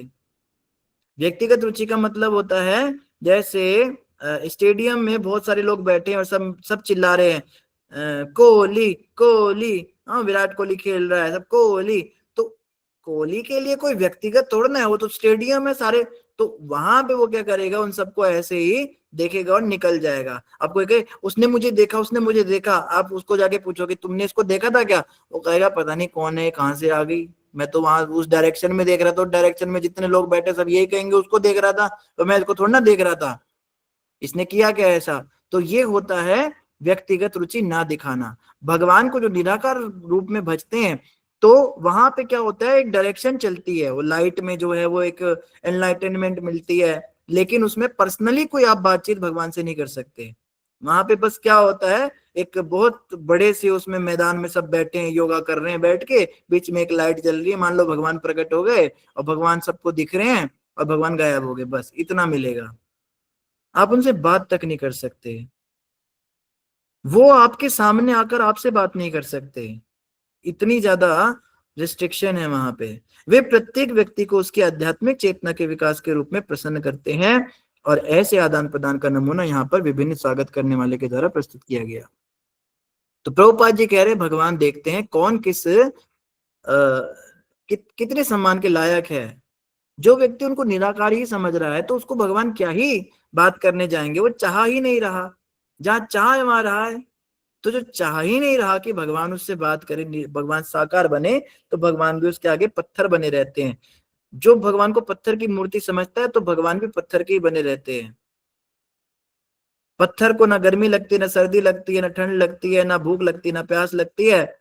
बिल्कुल सही बात है। तो वो पत्थर की मूर्त ही है, वो कोई चमत्कार नहीं करेगी, वो कोई कृपा नहीं करेगी, वो कोई आशीर्वाद नहीं देगी तुमको। लेकिन जब हम भगवान का उसमें आवाहन करते हैं, जब भगवान की भावना करते हैं, भावना ही तो पत्थर को भगवान बनाती है, भावना ही तो वृक्ष को तुलसी बनाती है, भावना ही तो पानी को गंगा जल बनाती है। भावना के बिना तो वो भी कोई विशेष हमारे साथ कुछ आदान प्रदान नहीं करेंगे। ऐसा नहीं है कि मतलब भावना नहीं है तो वो भगवान नहीं रहेंगे, लेकिन हमारे साथ आदान प्रदान नहीं होगा। जब हमारे अंदर भाव नहीं होगा कि हम उनको भगवान समझे, तब तक आदान प्रदान नहीं होगा। एक बार इस्कॉन मंदिर में हम खड़े थे दिल्ली में, नए हम जुड़े थे, तो सब दर्शनार्थी खुली, सब दर्शन हो रहे हैं, भगवान बड़े सुंदर, श्री राधा पार्सार्थी के दर्शन खुले, भगवान कृष्ण बड़े सुंदर काले काले और राधा रानी एकदम गोरी गोरी, सब दर्शन करने आए। दो लोग पैंट शर्ट में खड़े होकर बहुत गहन चिंतन कर रहे हैं, भगवान की ओर इशारे कर रहे हैं और आपस में बातें कर रहे हैं। तो ऐसा कुछ हम वहां से गुजरे तो हम सुनने लगे उनकी बातें, हमें लगा बहुत ध्यान से चिंतन कर रहे हैं, राधा रानी सुंदर लग रही है ज्यादा, कृष्ण सुंदर लग रहे हैं, कि उनकी बांसुरी कैसी लग रही है, उनका फूल कैसा लग रहा है, बात कर रहे होंगे। वो पता है क्या बात कर रहे थे, पहला वाला कहते गुजराती मार्बल है, कहते नहीं इतना फाइन गुजराती नहीं होता, ये राजस्थानी मार्बल है। कहते ये इस्कॉन वाले राजस्थानी मार्बल यूज नहीं करते, गुजरात से आया होगा ये मार्बल पक्का। उन्हें वो मार्बल पे उनका डिस्कशन चल रहा है कौन सा मार्बल है, तो उनके लिए भगवान वो मार्बल ही बने रहेंगे। फिर हमने तो कभी सोचा ही नहीं कौन सा मार्बल है। भगवान के दर्शन करते हुए हम कहते भाई भगवान कृष्ण नीले ड्रेस में सुंदर लग रहे हैं, हरी ड्रेस में सुंदर लग रहे हैं, क्योंकि उन्हें भगवान मानते हैं। वो कहीं ये मार्बल जो है ये काले रंग का है, इस पे पीला रंग बड़ा खिलता है, इसलिए ये पीला कपड़ा डाल दिया इस मार्बल को, वो मार्बल ही देख रहा है। तो भगवान उसके साथ मार्बल ही बने रहेंगे। जैसे वो बड़ी फेमस कथा आप सबने सुनी होगी, आजकल बहुत चल रही है, वो दिल्ली का वाक्य जो हम सुनते, वो उस पे भजन भी बना था बड़ा फेमस, वो भगत के वश में है भगवान, सुना था ना। वो डॉक्टर जब उनको लगाता है तो कैसे उस माता की भावना से ही तो भगवान के दिल धड़कने लगा। मूर्तियों का दिल नहीं धड़कता, और भगवान का तो दिल वैसे भी धड़कने की जरूरत नहीं है, लेकिन माता की भावना थी कि तुम तो बच्चे हो, तुम्हारा दिल तो धड़कना चाहिए, दिल क्यों नहीं धड़क रहा है। तो भगवान को लगा अब नॉर्मल ना समझने लगे तो दिल भी धड़का दिया। और ऐसी बहुत भक्त हुए हैं जिन्होंने विग्रहों को प्रकट किया है। इसमें मदन मोहन जी का नाम आता है। मदन मोहन जी के समय पर एक लीला हुई थी, अंग्रेजों के समय की बात है, जब अंग्रेज भारत में थे। एक अंग्रेज ने दावा किया ये मूर्ति में कोई भगवान भगवान नहीं होते, ये मार्बल है, मार्बलों की तुम पूजा करो तुम पागल हो, जीवित भगवान की पूजा करो, यीशु मसीह की पूजा करो। लाखों लोगों की श्रद्धा मदन मोहन जी से लगी हुई थी और सब मंदिर में दर्शन करने आते थे। तो उस साइंटिस्ट ने चैलेंज किया कि मेरे पास एक ऐसी घड़ी है जो नब्ज पे चलती है, पल्स रेट पड़ती है, तो हाथ में जब इसको पहनता है कोई इंसान तब ये चलती है और हाथ से उतार दो तो बंद हो जाती है, ये सेंस करती है। तो उसने पुजारी को चैलेंज किया अगर तुम्हारे भगवान जीवित है तो उनको ये घड़ी पहनाओगे तो घड़ी चलेगी। पुजारी सोचने लगा, अब कितना भी बड़ा भक्त हो, कलयुग के भक्तों को डाउट तो रहता ही है, पता नहीं अगर नहीं चली तो बेइज्जती हो जाएगी, लाखों लोगों की श्रद्धा का सवाल है। तो सारे भक्त जो है घबरा गए और पुजारी भी घबरा गया। उसने चैलेंज तो किया था, तो उन्होंने बोला ठीक है भाई। पुजारी ने सोचा चल गई तो ठीक है, नहीं चली तो बोल दूंगा तेरी श्रद्धा में कमी है। तो उसने ले ली वो घड़ी, और वो घड़ी लेकर, और उस अंग्रेज ने ये भी बाद में पता लगाया भक्तों ने, उसने जानबूझ के उस घड़ी के सैली निकाल दिए थे कि वो घड़ी किसी असली इंसान को भी पहनाई जाए तो भी नहीं चल सकती थी। उसने ऐसा इसलिए किया था क्योंकि अंग्रेज को भी कहीं ना कहीं डाउट तो था, इतने लाखों लोग यहाँ पर आ रहे हैं तो कुछ तो यहाँ पे शक्ति होगी, तो कहीं अगर गलती से घड़ी चल गई तो मेरी बेइज्जती हो जाएगी। तो उसने मतलब उसने सैली निकाल दी, वो घड़ी डेड थी, वो चल ही नहीं सकती थी पल्स रेट पे भी। और आप सबको जानकर हैरानी होगी, मदन मोहन जी को जैसे ही वो घड़ी पहनाई वो घड़ी चलने लगी, और लाखों लोग तो जय जयकार करने लगे मदन मोहन की। पुजारी भी बड़े चमत्कृत हो गए, लेकिन ये लोग तो ये सोचकर खुश हुए कि चलो भगवान की नब्ज पे चल गई। वो जो साइंटिस्ट था वो तो पागल हो गया। वो पागल क्यों हो गया? क्योंकि उसको पता था उसने क्या किया था। फिर उसने रोते रोते कहा मैंने तो इसके सैली निकाल दी थी, चल कैसे रही है? और वो बार बार देख रहा है, आंखों को मसल रहा है, उसको विश्वास ही नहीं हुआ। कैसे विश्वास होता? वो तो मानता ही नहीं था भगवान को। बहुत मतलब उसको तो झटका लग गया। फिर बड़ी मुश्किल से उसको तो सदमे से बाहर निकाला, फिर वो भगवान को मानने लगा और वो भी दो दर्शन करने आने लगा। तो भगवान जो है कभी कभी, हालांकि ऐसा नहीं है कि भगवान ने अगर वो घड़ी ना चलाई होती तो भगवान उस मूर्ति में नहीं थे, कभी कभी भगवान किसी विशेष भक्त पर कृपा कर देते हैं। एक बार एक पुजारी जी थे, वो रोज भगवान के श्रृंगार, ठाकुर जी के श्रृंगार करते थे। तो राजा जो उस जगह का था, उस राजा की बड़ी श्रद्धा थी भगवान में, तो रात को रोज भगवान की माला राजा के पास भेजनी होती थी। तो भगवान की बड़ी सुंदर माला होती थी, बड़ी खुशबूदार, वो राजा को पुजारी निकाल कर दे देता था। रोज वो आते थे, सिपाही आते थे लेने। तो एक दिन क्या हुआ, राजा के सिपाही आए नहीं, तो बहुत देर तक इंतजार किया, रात बीत गई। पुजारी ने सोचा आज तो राजा के सिपाही आए नहीं, कभी भगवान की माला मैंने आज तक पहनी ही नहीं, रोज राजा ले जाता है, तो आज ठाकुर जी आपने शायद तो कान पकड़े भगवान के, क्षमा कीजिएगा आज मैं माला पहनना चाहता हूँ। उसने माला बस उसने गले में डाली और सिपाही आ गए, भाई पुजारी माला दे दो, रास्ते में लेट हो गए हम। पुजारी तो ऊपर से नीचे तक कांपने लगा, ये माला तो खुद पहन ली है। और राजा का मतलब होता है, अपनी झूठी माला राजा को नहीं पहना सकते, अपने गुरु को, अपने राजा को, है ना, ऐसे झूठी मालाएं नहीं पहना सकते। अब वो पुजारी सोचते हैं अगर मैंने राजा को बता दिया कि मैंने ये माला पहन ली थी तो मेरी तो नौकरी गई, क्योंकि वो राजा क्रूर भी बहुत था, त्रुटि को माफ नहीं करता था। तो ये भगवान, अब ये अंदर थे सिपाही, बाहर से बोल रहे थे माला के लिए। इन्होंने भगवान को प्रणाम किया, प्रभु ये बात मेरे और आपके बीच में रहनी चाहिए, इन सिपाहियों को पता नहीं लगना चाहिए। चुपचाप माला निकाल के दे दी, ये लो ले जाओ। और पुजारी घबराता हुआ सो गया, बस राजा को पता ना चले। वैसे पता चलना भी कैसे था, किसने माला पहनी है पता थोड़ा ना चलता है। लेकिन उन पुजारी की किस्मत ऐसी थी, या भगवान परीक्षा ले रहे थे, उस माला में एक सफेद बाल निकल गया जो कि पुजारी का था। तो अब राजा जो है बहुत ऑफेंड हुआ, कहता है ये क्या, किसी की पहनी हुई झूठी माला मुझे दे दी। फिर पता लगा है तो पुजारी के बाल थे वो सफेद। सब कहता है शुक्र है उस जमाने में डीएनए टेस्ट नहीं होता था बालों से। तो राजा जो है आ गया, उसने कहा ये बाल किसका है? पुजारी चुप। अगले दिन सुबह मंगल आरती में, अभी दर्शन खुले नहीं थे, तो पुजारी कहता है बस बेटा गया तू तो, वो तो भगवान का नाम ले रहा है।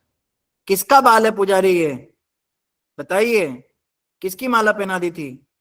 तो पुजारी मन ही मन भगवान को क्षमा मांगता है भगवान से, क्रॉस फिंगर करता है, बोलता है मुझे नहीं पता मुझे नहीं पता किसका बाल है ये। राजा कहते हैं अच्छा आपको नहीं पता किसका बाल है? पुजारी जी माला के अंदर बाल तो नहीं आ सकता। तो पुजारी कहते ठाकुर जी का ही बाल होगा, ठाकुर जी को पहनाइए तो ठाकुर जी का ही बाल होगा। राजा कहता है चलो ठाकुर जी का बाल तो हो सकता है, मगर बाल सफेद है, ये ठाकुर जी बूढ़े कब से हो गए? अब पुजारी सोचे अब एक झूठ को छुपाने के लिए 100 झूठ बोले। अब सोचता है क्या जवाब दूं। बोलता है भगवान के बाल सफेद हो गए हैं पुजारी कुछ भी बोल रहा है। राजा कहते पागल हो तुम्हारा दिमाग ठीक है? भगवान कैसे बूढ़े हो गए? भगवान के बाल कभी सफेद होते हैं क्या? पुजारी कहता है क्या बोलूं? बोला खुद देख लो जाके। तो जैसे ही राजा अंदर गए और ठाकुर जी के सच में सारे बाल सफेद। बोलो भक्तवत्सल भगवान की जय। जय जय हरि बोल हरि बोल हरि हरि बोल हरि बोल। भगवान के बाल सफेद हो गए, भगवान अपने भक्त के लिए बूढ़े हो गए। और ये सत्य घटना है, कोई झूठी कहानी नहीं है। और राजा तो आश्चर्यचकित हुआ और पुजारी तो फूट फूट के रोने लगा। कहते हैं मेरी लाज बचाने के लिए आपने क्या किया प्रभु। तो हृदय में मानो प्रेरणा हुई पुजारी के कि तू मेरी इतनी सेवा करता है, तेरे को एक कष्ट से नहीं बचा सकता, एक दिन तूने माला पहन ली तो मैं तेरे को बचा नहीं सकता, ऐसा कुछ उसको आभास हुआ।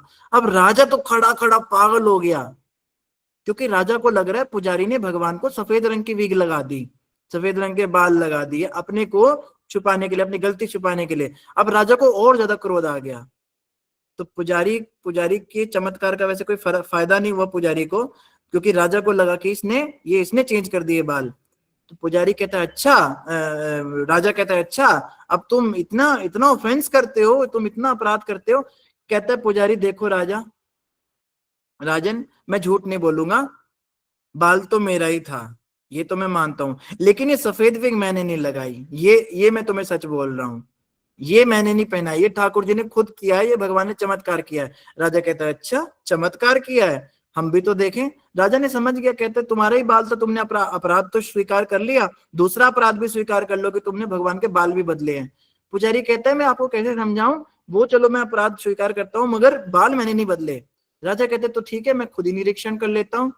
तो राजा ने जाकर ठाकुर जी का एक सफेद बाल खींचा तो खून की एक बूंद राजा के माथे पर आकर लग गई और अब राजा घबरा गया,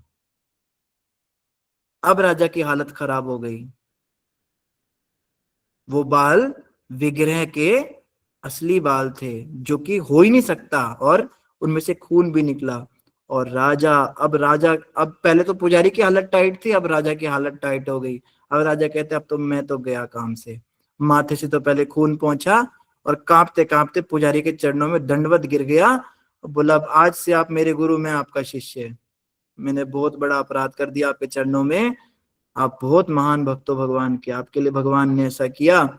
भगवान से तो क्षमा मांगी, फिर पुजारी जी के तो फिर क्या, फिर तो पुजारी जी के मजे हो गए, फिर तो राजमहल में नौकरी और राजगुरु की गद्दी और खाना पीना पत्नी बच्चे सब। लेकिन पुजारी ने कभी वो सब स्वीकार नहीं किया। पुजारी ने कहा नहीं, मैं निष्काम भक्त हूँ भगवान का, भगवान की सेवा के बदले मुझे ये सब नहीं चाहिए। तो पुजारी अपनी सेवा में ही लगे रहे। और राजा ने कहा मैं आपको अच्छे अच्छे ब्राह्मण बॉयज दे देता हूँ, सुंदर सुंदर ब्राह्मण कुमार दे देता हूँ, वो आपकी सारी सेवाएं कर देंगे, आप बस बैठ के उनको बताते रहा करो कैसे करने। कहते नहीं, भगवान की सेवा तो मैं अपने हाथों से ही करूंगा। और इसी प्रकार से बूढ़े होते होते पुजारी ने शरीर छोड़ा। तो कौन कहता है कि भगवान चमत्कार नहीं करते? कोई भगवान को कभी माने तो ना। अब पुजारी सोचता है ये तो पत्थर है, इससे क्या प्रार्थना करनी है, बाल तो मेरा ही था, ये थोड़ा ना मुझे बचा सकता है। लेकिन जिसने भावना करी तो भगवान ने उसको रेसिप्रोकेट तो किया है। विग्रहों की तो बहुत कथाएं हैं, साक्षी गोपाल की कथा आती है, बड़ी फेमस है। एक बार की बात है, एक वृद्ध ब्राह्मण था, उस ब्राह्मण को मथुरा वृंदावन में दर्शन करने थे, तो कोई गाइड नहीं मिल रहा था। कोई गाइड मिले तो वो अच्छे से दर्शन करा देता है। तो एक युवा ब्राह्मण जो था उसने उनको बोला कि मैं आपको दर्शन करा दूंगा, आप चिंता मत कीजिए। तो वृद्ध ब्राह्मण बड़ा खुश हो गया। जो वृद्ध ब्राह्मण था, बूढ़ा ब्राह्मण था, वो बहुत पैसे वाला था, और जो ये लड़का था ये थोड़ा गरीब था। तो उसने बोला मैं तुमको बदले में कुछ पैसे वैसे दे दूंगा, तुम मुझे दर्शन अच्छे से करा दो। तो युवा ब्राह्मण ने कहा आप चिंता मत कीजिए, मुझे पैसों का कोई लालच नहीं है, पर मैं आपको दर्शन जरूर करा दूंगा। तो इतना अच्छा सब मंदिरों के दर्शन कराए, इतना बढ़िया से, और खूब सेवा करी, प्रसाद ला के दे, रात को उनके पैर दबाए, और ब्राह्मण बहुत प्रसन्न हो गए। वृद्ध ब्राह्मण इतने खुश हो गए, एक मंदिर में बैठे थे और बैठे बैठे गोपाल जी के दर्शन कर रहे थे। गोपाल जी का मंदिर था, तो वहां बैठे बैठे उन्होंने बोल दिया तुम इतने अच्छे लगे मुझे, मैं अपनी कन्या का विवाह तुमसे कराऊंगा। तो वो युवा ब्राह्मण कहता है आप ऐसी बातें मत करो, कन्या का विवाह कराऊंगा, मेरी हैसियत नहीं आपकी कन्या से विवाह करने की, मैं बहुत गरीब हूं। कहते तो क्या हुआ, मैं तुम्हें वचन देता हूं, यहाँ सामने गोपाल जी विग्रह विराजमान है, मैं गोपाल जी की साक्षी में वचन देता हूं, मैं अपनी लड़की का विवाह तुमसे कराऊंगा। तो उस युवा ब्राह्मण ने कहा, गोपाल जी के सामने आप ऐसे मत साक्षी दीजिए, आप ऐसे मत वचन दीजिए, गोपाल जी का वचन झूठा करना बहुत बड़ा अपराध होता है। उसने कहा नहीं, तुम चिंता मत करो। तो इसने कहा आप अपनी बेटी से एक बार पूछ तो लो पहले, वो मेरे से विवाह करेगी। उसने कहा मेरी बेटी मेरे कंट्रोल में है पूरी, मैंने उसको पूरा अपने उसमें रखा है अधीन में, मैं जिससे कहूंगा वो विवाह करेगी, क्यों नहीं करेगी। और तुम्हारे अंदर कमी क्या है, पैसों से थोड़ा ना व्यक्ति तो चरित्र से गुणवान होता है, अच्छा चरित्र तो कल को पैसे भी तुम्हारे पास आ जाएंगे। तो युवा ब्राह्मण ने कहा ठीक है, बात आई गई हो गई, चला गया वो घर अपने। अब ये वृद्ध ब्राह्मण जब वापस गया, ये रहने वाला था उड़ीसा का, तो अब घर में जाते ही जैसे इसने बताया तो घर में तो बवाल हो गया। पत्नी चिल्लाने लगी, अजी तुम्हारा तो दिमाग खराब है, तुम होते कौन हो, मेरी बेटी का रिश्ता पक्का करके आगे गरीबों से शादी करेगी हमारी लड़की, बिल्कुल नहीं, ये बचपन से इतने नाजों से पली कैसे रहेगी उसके साथ, ये और वो दुनिया भर की बातें। ब्राह्मण ने अपने पुत्रों से पूछा, पुत्र भी यही कहने लगे, पिताजी आप तो पागल हो, 4 दिन की सेवा से आपने किसी को रिश्ता ही करा दिया, ऐसे थोड़ा ना होता है। तो पत्नी और पुत्रों की, जो पुत्री थी, पुत्री तो मतलब न्यूट्रल थी, लेकिन माँ और बेटे इतना बोल रहे थे कि बेटी कुछ बोल नहीं पाई, स्टैंड नहीं ले पाई पिता के साथ। तो पिता को उन्होंने चुप करा दिया। पिता ने कहा भाई मैंने तो गोपाल जी के सामने साक्षी दे दी। वो कहते क्या गोपाल जी, पत्थर की मूर्ति थी, कोई इंसान थोड़ा ना तो जो आके बता देगा कि हाँ ऐसा ऐसा हुआ था। पत्थरों के सामने कुछ भी बोलते रहो। तो ऐसे चुप करा दिया उसको। उसने बोला अगर वो यहाँ पे आ गया तो, कहते आ गया तो हम उसको संभाल लेंगे, तुम चुप रहना बस। तो वो जो युवा ब्राह्मण था, काफी समय तक उसने प्रतीक्षा की पर वो ब्राह्मण आए नहीं। तो उसने सोचा गोपाल जी की साक्षी झूठी ना हो जाए, वो भक्त था, भगवान का बहुत बड़ा भक्त था। तो वो स्वयं चला गया रिश्ता लेने, और जाकर वो बूढ़े ब्राह्मण के घर जाकर बोलता है ये उनका घर है? कहते हैं हाँ उन्हीं का घर है। कहते उन्होंने ऐसे ऐसे मुझे वचन दिया था।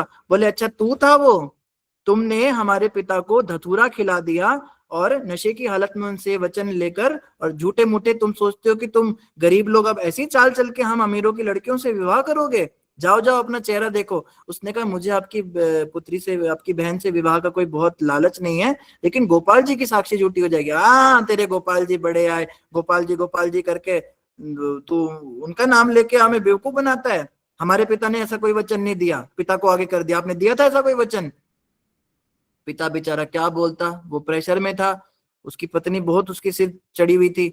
तो बोलता है मुझे याद नहीं है, कुछ याद नहीं आ रहा मैंने क्या कहा था। अब तो युवा ब्राह्मण सोचता है ये तो अपराध हो गया, गोपाल जी की साक्षी झूठी नहीं होनी चाहिए। उसने बोला तो कि इन्होंने गोपाल जी के सामने साक्षी दी थी, क्यों ऐसा बोल रहे हो आप? तो पत्नी कहती अच्छा वहां पे कोई और इंसान मौजूद था जब इन्होंने तेरे को वचन दिया?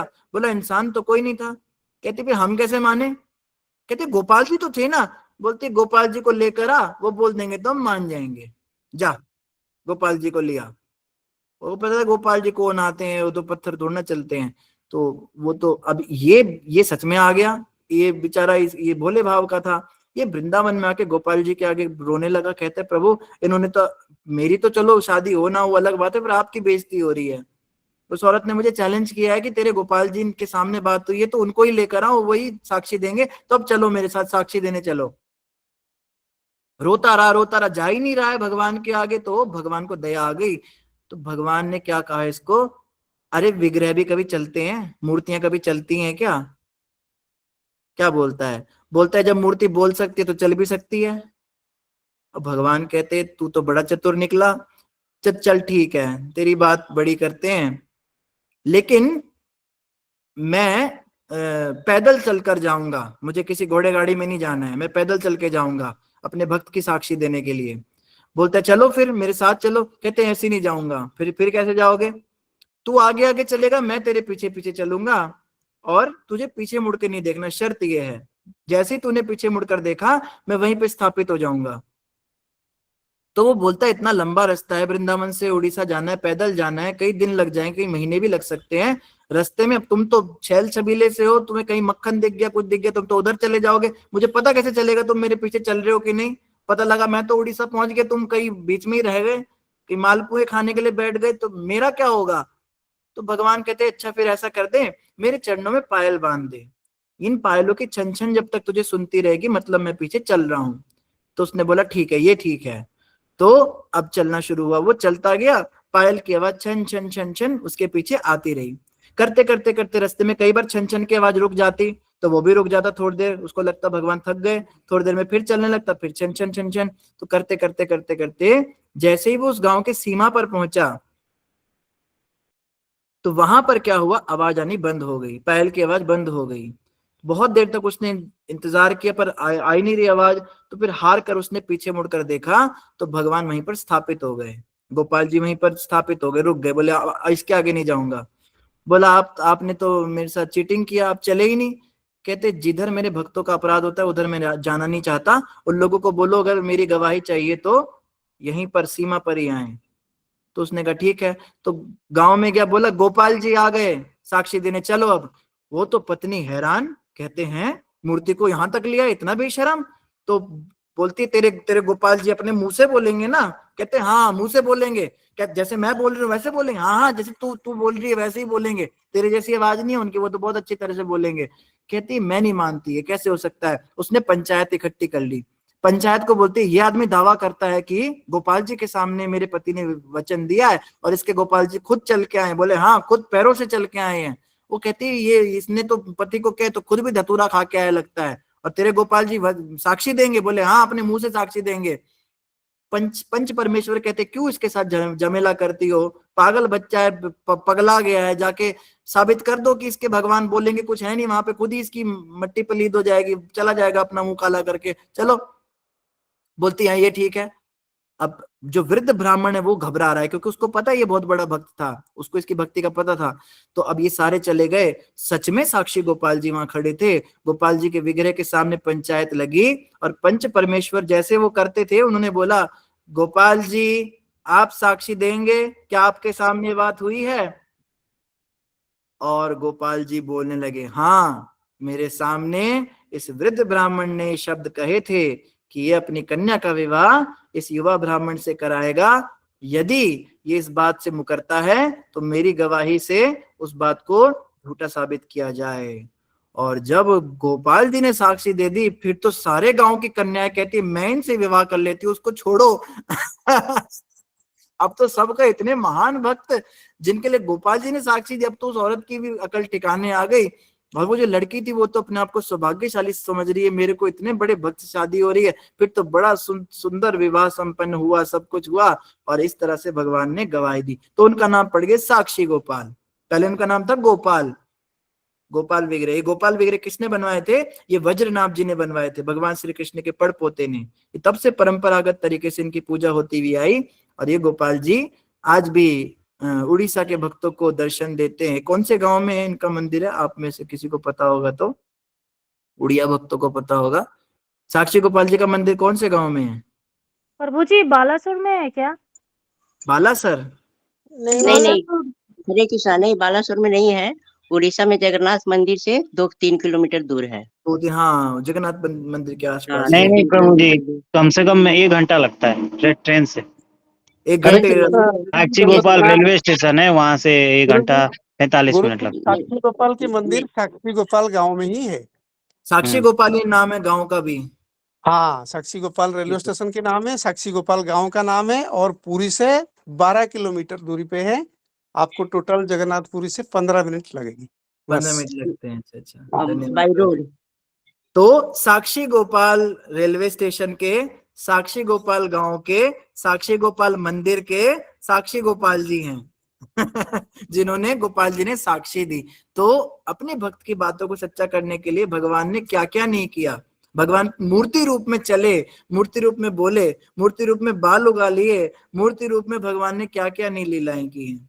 तो ये जो बात हो रही थी हमारी की, हमारी ही भावना में कमी। प्रभुपाद जी कह रहे थे कि निराकार समझोगे तो निराकार ही रहेगा, पत्थर समझोगे तो पत्थर ही रहेगा। जब तुम उनको साक्षात भगवान मान लोगे तो वो साक्षात भगवान वाला आदान प्रदान भी शुरू करेंगे। तो बोलिए साक्षी गोपाल की जय। जय जय जय। तो ये भगवान की सुंदर लीलाएं हैं। तो समय काफी ज्यादा हो गया, इन्हीं शब्दों के साथ सभी का धन्यवाद। अगला श्लोक हम कल पढ़ेंगे। ग्रंथराज श्रीमद् भागवतम महापुराण की जय। जगत गुरु श्रील प्रभुपाद गौर भक्तवृंद की हरे कृष्ण। जय। हरि बोल, हरि बोल, हरे तो कृष्ण प्रभु जी, किसी बहुत भक्त का बहुत कोई धन्यवाद। प्रश्न तो पूछ सकते हैं, बाकी भक्त लोग मीटिंग लीव कर सकते हैं। हरे कृष्णा। हरे कृष्ण प्रभु जी। जी माता ऐसा जी। भी मान्यता है क्या कि जगन्नाथ मंदिर में जाके वहां दर्शन करने के बाद साक्षी गोपाल का दर्शन करना जरूरी है? क्योंकि कुछ लोगों ने वहां उड़ीसा में मुझे बताया था, तो हम लोगों ने बाई रोड 1-2 बार गए, लेकिन दूर पड़ता है इसलिए बच्चों को लेकर जाना मुश्किल होता है, तो ये सही है क्या? उड़ीसा वाले भक्त इसका आंसर दें, कोई उड़ीसा वाले भक्त।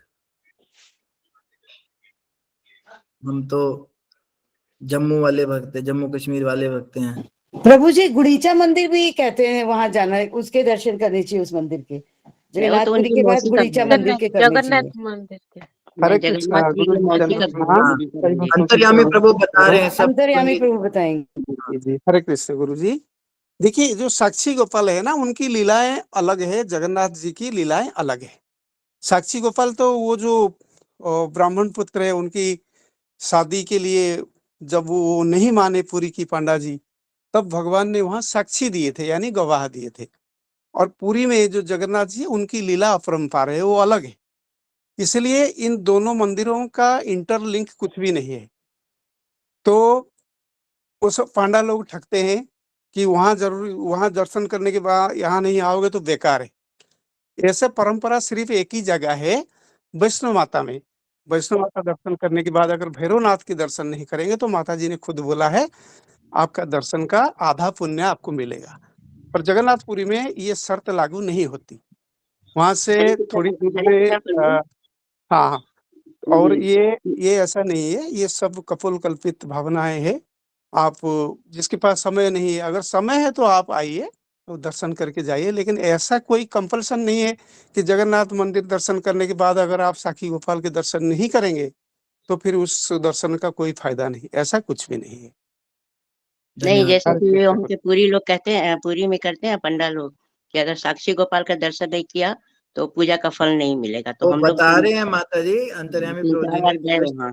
बड़ा स्पष्ट रूप से बता दिया। प्रभु जी बड़ी स्पष्ट बात करते हैं, ये बड़ी अच्छी बात है। प्रभु जी कोई लाग लपेट नहीं करते हैं, बड़ा क्लियर बता दिया है कि पंडे लोग जो बड़ी सारी बातें बोलते हैं, लेकिन जो शास्त्रीय बात है वो ऐसा कुछ नहीं है कि वहां के दर्शन नहीं करोगे तो फल नहीं मिलेगा। जाएं तो बहुत अच्छी बात है, पर किसी शास्त्र में ऐसा कोई वर्णन नहीं है, ये खुद से बनाई हुई बातें होती हैं। और मैं धन्यवाद देना चाहूंगा अंतर्यामी प्रभु जी का कि वो स्पष्ट बिल्कुल क्लियर बात कर रहे हैं कि करे तो बहुत अच्छा है, लेकिन कंपलसरी नहीं है। अंतर्यामी प्रभु जी ये भी बता दीजिए कि जगन्नाथपुरी के बाद गुंडीचा मंदिर में भी क्या दर्शन करने आवश्यक होते हैं? माता जी गुंडीचा मंदिर जो है वो भगवान की जन्म स्थली है। गुंडीचा जी। मंदिर में भगवान जी की जो विग्रह है ना, मौसी। जो विश्वकर्मा जी ने बनाए थे, वो बनाए थे, हम्म, है ना। उसके नाम गुंडीचा मंदिर क्यों पड़ा? क्योंकि उज्जैन की महाराज इंद्रद्युम्न की रानी थी श्री गुंडीचा, ठीक है। तो इन दोनों ने भगवान जगन्नाथ जी को पुत्र के रूप में प्राप्त होने के लिए तपस्या किए थे पहले, पिछले जन्म में। तो अगर इंद्रद्युम्न उनके पिताजी बने तो गुंडीचा माता बने, इसलिए जो रथ यात्रा है उसको श्री गुंडीचा यात्रा भी बोला जाता है। तो जब वहां विग्रह बन गया, उसके बाद उनको मंदिर में स्थानांतरित किया गया, तब गुंडीचा मैया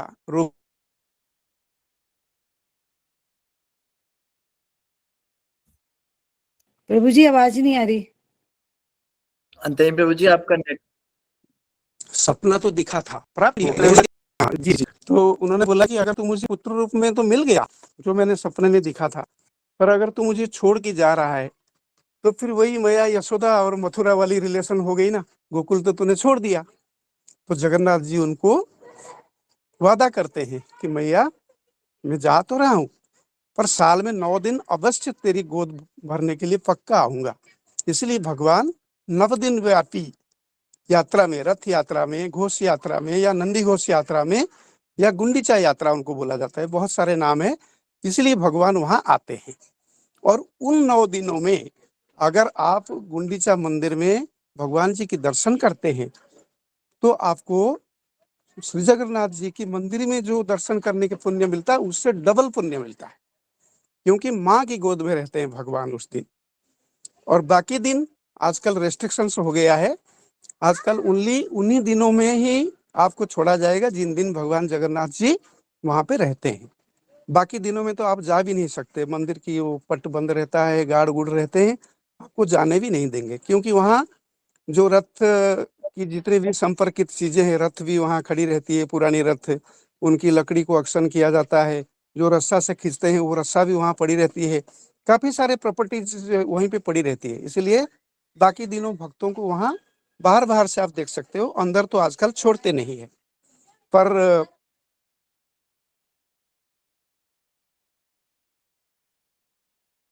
प्रभु जी बहुत नहीं बहुत तो किसको धन्यवाद। दर्शन हरे कृष्णा। करोगे? प्रभु जी मैंने 2000 सन में देखा था जगन्नाथपुरी, तब वहाँ जी। कुछ भी नहीं था ऐसा रिस्ट्रिक्शन। तब मैंने रथ बनते हुए देखे थे, हम मई जून में गए थे, तो जुलाई में वो रथ यात्रा जी होती माता है, जी, तो अभी हमने रथ बनता हुआ देखा था। हाँ, ये रेस्ट्रिक्शन जो है ना 2000 ये कोरोना की बाद से लागू हुई है, तो छोड़ते नहीं है। बाकी दिनों अभी भी अगर कोई भक्त जाता है, आप उनसे पूछ के देखिए, नहीं छोड़ते। मैं अपने फादर मदर को लेके अभी पिछला 3 महीना पहले गया था, तो बंद था पट, उन्होंने बोला उसी टाइम ही दर्शन मिलेगा जब भगवान इसके अंदर होते, नहीं तो नहीं मिलेगा। और वहाँ एक साइड में जगह है अलारनाथ, ब्रह्मगिरी नाम की एक जगह है, वहाँ पे जगन्नाथ जी जब अणसर घर में रहते हैं, मतलब उनको बुखार उखार चढ़ता है, तो भगवान जी की प्रतिमा की दर्शन वहीं होती है। और वहाँ इसलिए मैंने हम सब वैष्णवों के लिए, क्योंकि वहाँ पे श्री चैतन्य जी पिघल करके भगवान मतलब अलारनाथ यानी जगन्नाथ की दूसरे रूप में उनके चरण युगलों में समाहित हो गए हैं। वहाँ पे आपको मिलेगा बिल्कुल वो धारा आपको नजर आएगा, कैसे श्री चैतन्य भगवान वहाँ पे पिघल करके मतलब खुद ही प्रतिमा के साथ वो मिल गए हैं। इसीलिए हमारे वैष्णवों के लिए वो जगह जरूरी है। और पुरी में गंभीरा करके जगह है जहाँ पे श्री चैतन्य जी रहे थे, वो भी आप देख सकते हैं, खास करके हम लोग वैष्णवों के लिए। बाकी तो जिसके पास जैसे समय है माता जी। हरे कृष्णा।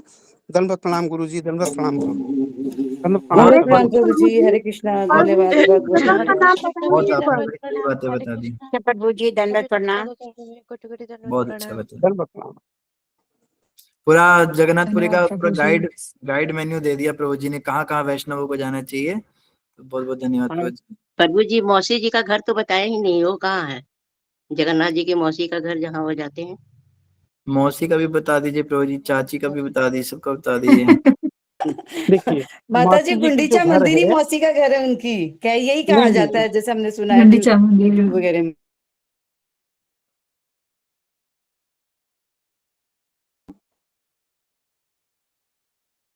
हरे कृष्णा प्रभु जी, आपका नेटवर्क थोड़ा सा। पुरी में एक जगह है बलगंडी, बलगंडी उसके नाम है। ये जो है ना, गंड उसको काटे थे तो उनका सिर पड़ा था खाटू श्याम में, और गंडी यानी धड़ पड़ा था वहीं पुरी में, इसलिए उसकी जगह के नाम है बलगंडी।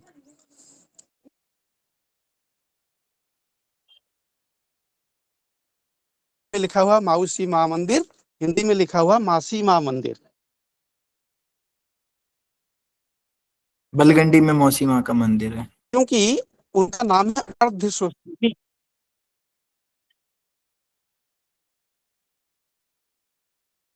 जो आधा सोच जी प्रभु लेता जी। है, आधा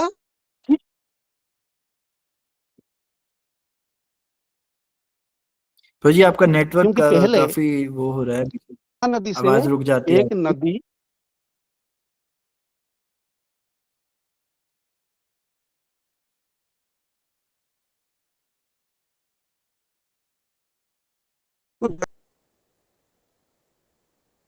कथा तो पार प्रभु जी होके बहुत उस पार से सुना दूसरे रथ में जाते थे गुंडीचा, ठीक है। तो उस चीज को ये माता जो है ना मौसी माँ जगन्नाथ जी की, ये भक्तों की पाप भी तो सोच लेते हैं, और दूसरी बात है उन्होंने वहां पे मदद किए थे, उन्होंने वहां की जो जल राशि थी उस जल राशि को आधा कर दिए थे ताकि उसके ऊपर ब्रिज बन सके। तो वहां पे फिर बाद में ब्रिज बना, और अभी रथ जो है श्री मंदिर से निकल के सीधा गुंडीचा मंदिर आ पाती है। और महानदी से एक जो राजा थे गजपति महाराज मुकुंद देव, उनकी पटरानी थी, उनके नाम से वो नामित किया हुआ है, उनको बोलते हैं श्रद्धा वाली, उनकी नाम थी श्रद्धा देवी, मुकुंद देव जी की रानी के नाम। तो जो श्रद्धा माता जो थे, श्रद्धा रानी, उन्होंने जगन्नाथ जी की परम भक्त थे वो। उन्होंने महानदी की ओर से उस नदी को संपूर्ण रूप में मतलब पोत दिया मतलब भर दिया, तो नदी रहा ही नहीं। और उस जल का जो नदी की जो पानी बहुत थी, तो उस नदी की पानी को आधा सोच लिया था अर्ध शोषिनी मासी माँ ने। तो इसलिए जगन्नाथ जी की वो मासी है। और जब भी भगवान जगन्नाथ रथ यात्रा में निकलते हैं, वहां वो रुकते हैं और वहां से उनको पहले प्रसाद, खास करके पीठा बोलते हैं उड़िया भाषा में, पोड़ पीठा मतलब पोड़ा हुआ, जला हुआ पीठा, मतलब उसको आग में बनाते हैं ना, बिल्कुल लकड़ी की आग में। जगन्नाथ जी पहले वो केक को खाते हैं मासी माँ के हाथ से, फिर वहां पे हो सकता है एक रात रुक भी जाते हैं कभी कभी, फिर अगले दिन वो जाते हैं श्री गुंडीचा मंदिर। और अगर भक्त ज्यादा हो गए और ये जो अपना मौसम अनुकूल ना रहा, बारिश होता है, तो वहां पे एक रात वो पक्का रुकते हैं। तो ये है वहां का कहानी। मासी माँ मंदिर और गुंडीचा मंदिर दोनों अलग अलग। मासी माँ मंदिर बड़दांड मतलब ग्रैंड ट्रंक रोड, एशिया का सबसे बड़ा वो रोड है, वो इससे बड़ा रोड है नहीं। उस रोड के ऊपर है भक्त सालवेग समाधि के पास, और वहां से फिर आपको श्री गुंडीचा मंदिर जाने के लिए 10-15 मिनट लगता है। हरे कृष्णा। दंडवत प्रणाम गुरु जी, दंडवत प्रणाम सभी भक्तों के चरणों में। हरे कृष्णा। धन्यवाद प्रभु जी। धन्यवाद। राधिका माता जी।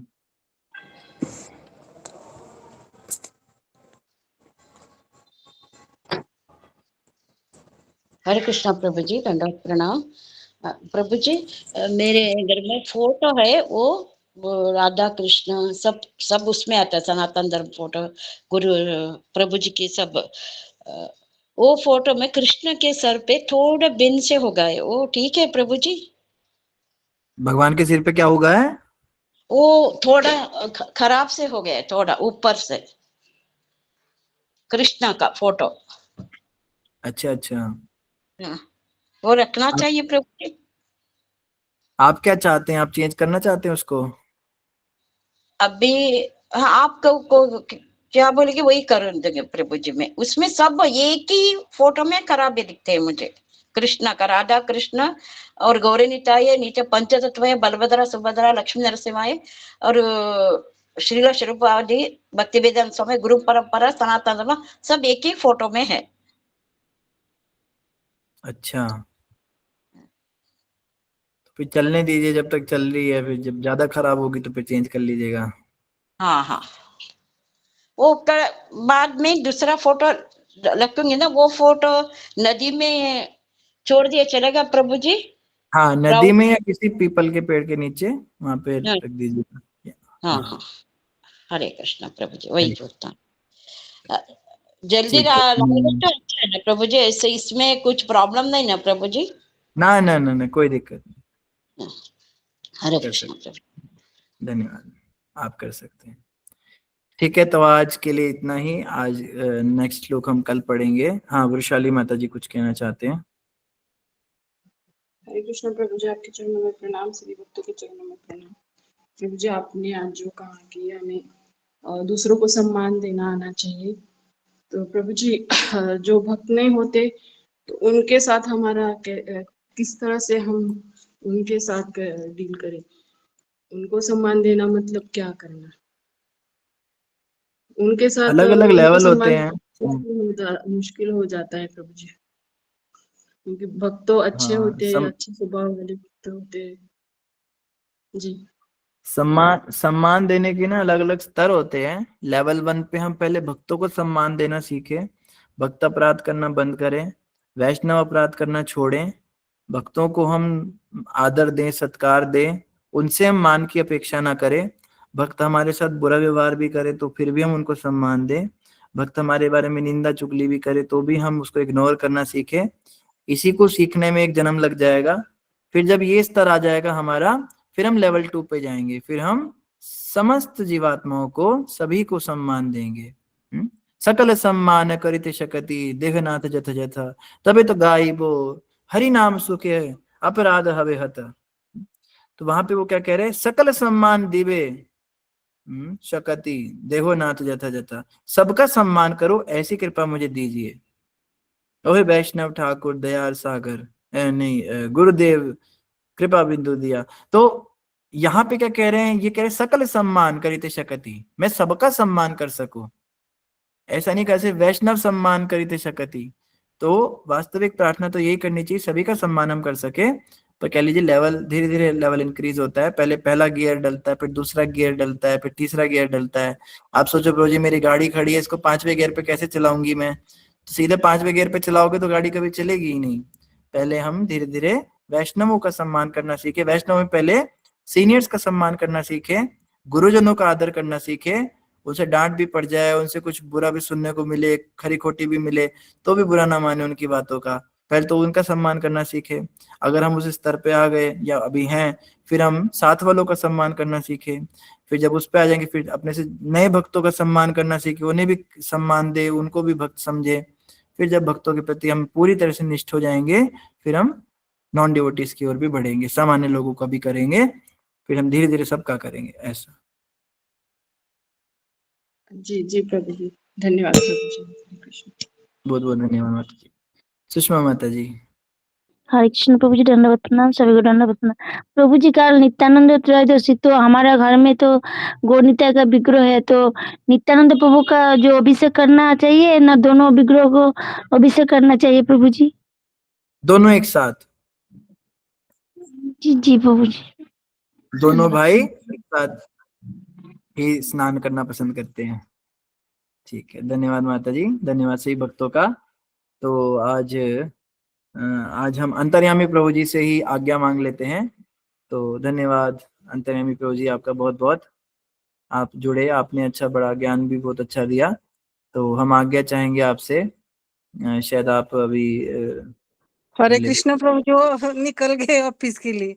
तो प्रवीणा माता जी से आज आज्ञा मांग लेते हैं। धन्यवाद प्रवीणा माता जी। हरे कृष्ण प्रभु जी, धन्यवाद प्रणाम। बहुत बहुत धन्यवाद सही भक्तों का धन्यवाद। वाञ्छाकल्पतरुभ्यश्च कृपासिन्धुभ्यश्च च विद्युनां पावनेभ्यो वैष्णवेभ्यो नमो नमः। अनंत कोटि वैष्णव की जय। जय कृष्ण प्रभुपाद की। हरे कृष्ण। धन्यवाद। हरे कृष्ण प्रभु जी, धन्यवाद प्रणाम। सभी भक्तों के चरणों में कोटि कोटि दंडवत प्रणाम। माता जी प्रभु जी को दंडवत प्रणाम। हरे कृष्णा।